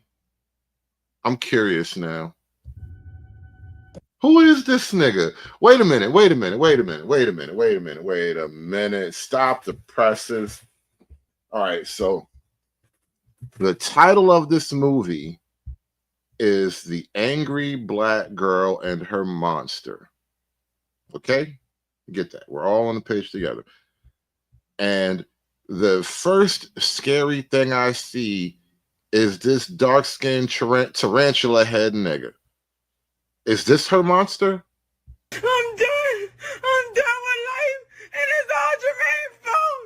It's always Jermaine's fault. I know he is not the monster. Please tell me he is not her monster, because that is too real. That's not even a horror movie. That's like a regular hood movie. He better not be the monster. He better be running from the monster. This is not right. Death is a disease. It infected my brother Chris. Damn, he is her monster. He's gonna come back. All right, so niggas killed him. He gonna come back. All right. My hypothesis, there's a cure. She gonna Frankenstein this nigga and bring him back. Dial a Pookie. She about to Frankenstein her dead brother. Hold on. I think I want to watch this just for shits and giggles. Your daughter has a very disturbing obsession. Wait. Your daughter. This is her in the lab, boxer shorts and her tank top. This is you. You like Riri? Oh, matter of fact, they about to make Iron Keisha, right? Iron Keisha they're making a movie. So a couple of years ago, when Marvel started going full woke, they came out with a character that was basically a black girl with an Iron Man suit, right? And I never really read up on her. I don't know what her storyline narratives are about, but I know she has a movie coming out now, and Iron Keisha will be in theaters probably this year. They're starting a whole new Marvel arc because the whole first arc, the whole MCU Avenger, that whole line is done. Whole storyline has completed itself, and I love it. I still watch some of the old Avengers stuff. Like I said, I was just watching Civil War the other day because I just caught it on YouTube and it was dope. Every now and then, YouTube has like real movies up there, and you got to catch them when they're really up there. But yeah, Iron Keisha is coming out, and so I wonder what Iron Keisha. I know she's not going to be in her lab in her tank top and her boxer shorts, but anyway. Daughter has a very disturbing obsession. What obsession? Death. Just think about your brother. You didn't have the chance to bury him. Just wish I could catch who took his body. Wait a minute. Are you trying to tell me? No, SKC. This is what I mean about her anger could be a cosmic Marvel figure. Think about what they're doing with this movie. People are low-key tapping into the idea. We are all subconsciously dreaming the same dream. Her anger, she is going to channel her anger so intensely that it actually reanimates a dead Pookie. You understand the cosmic power that she's harnessing right now? You can reanimate a dead Pookie? Bruh. Death is the disease that broke my family.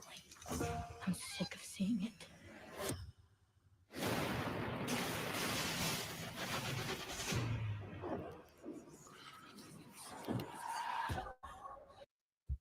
That nigga is her monster. Why did I call it from the beginning? I hate that I'm so good at this. I don't like being good at this. I want to be good at other things. I knew how awful this was gonna be. I'm gonna find this and watch it just because, but I knew how awful it was gonna be. At like 4 seconds into the trailer's clip, I was like, that nigga is gonna be the Pookie. That's her monster right there. I called it.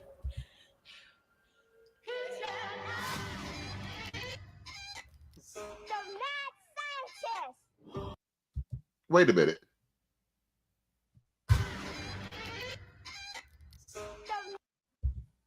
This is like the projects in Georgia, right? This is how projects look when you down south, right? Only up north, northeast projects are like high-rise apartment buildings. I think Chicago had like, the Cabrini Green building back in the day, but even Chicago, all the high-rise projects are gone except for New York City, as far as I know. There may be 1 or 2 left, but generally speaking, this is what the projects look like right now. You mean to tell me a girl in the projects built a Frankenstein lab, a Franken-Pookie lab in the projects? Is that what's happening? Franken-Pookie lab in the public housing. Is that what you're doing? Yes, they are totally niggifying literature. I mean, if you could niggify sculpture, why not literature? We niggify, and honestly, this probably came out years ago. This is from 2023. I mean, well, hell, they were probably working on them both at the same time, right? We're niggifying everything. You get a nigga. You get a nigga. Everybody gets a nigga. What Jada be running around here calling you some type of mad scientist?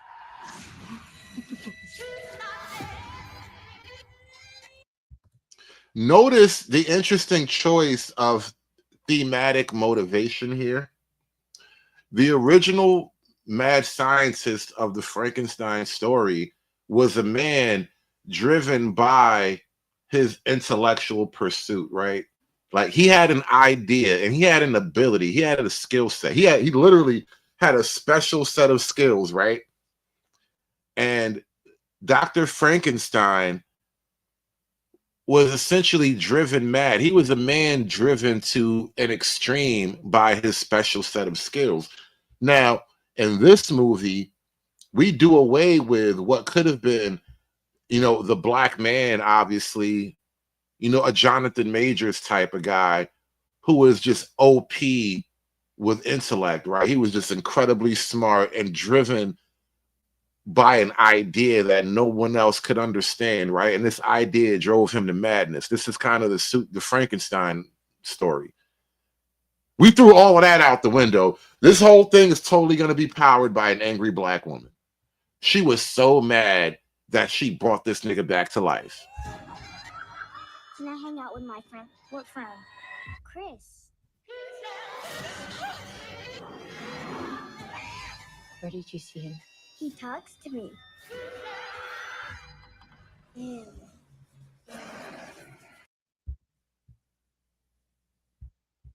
And of course, the young girl is friends with the monster because I think that's a cute little twist. Young, angry black girl in the making. At the end of the movie, she's going to inherit the angry monster. By the end of the movie, that monster is going to be hers. They might even take over. They might even take over the block. They're going to take over. They're going to shut down the whole hood. Her and that monster are going to be running shit by the end of the movie. I'm telling you. I can see it now.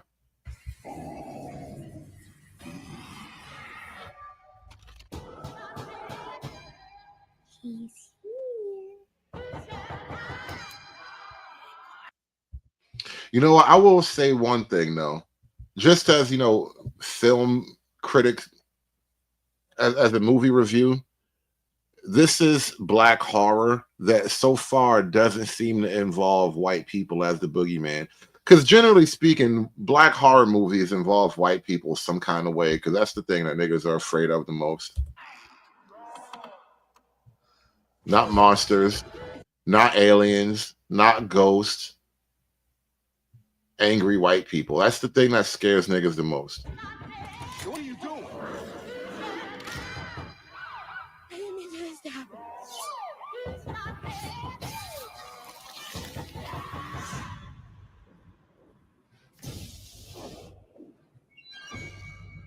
They called him a monster, and he believed it.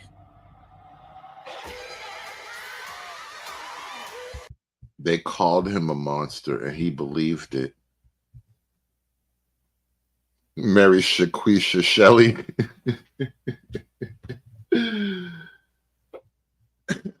Notice even in a Frankenstein ghetto twisted movie, they use that kind of weird Marxist blame shifting. They called him a monster and he believed it. It's not his fault. He was a monster. No, it's your fault. You brought this nigga back from the dead. You Frankenstein to Pookie.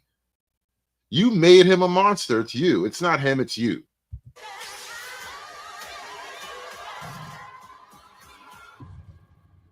Death is a disease.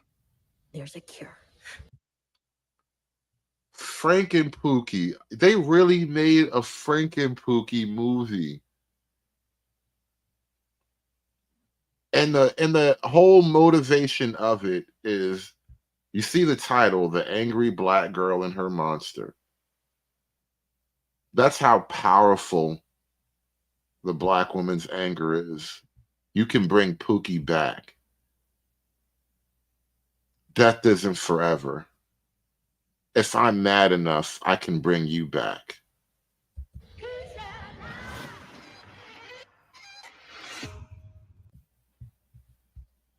They really did it. They really, really did it.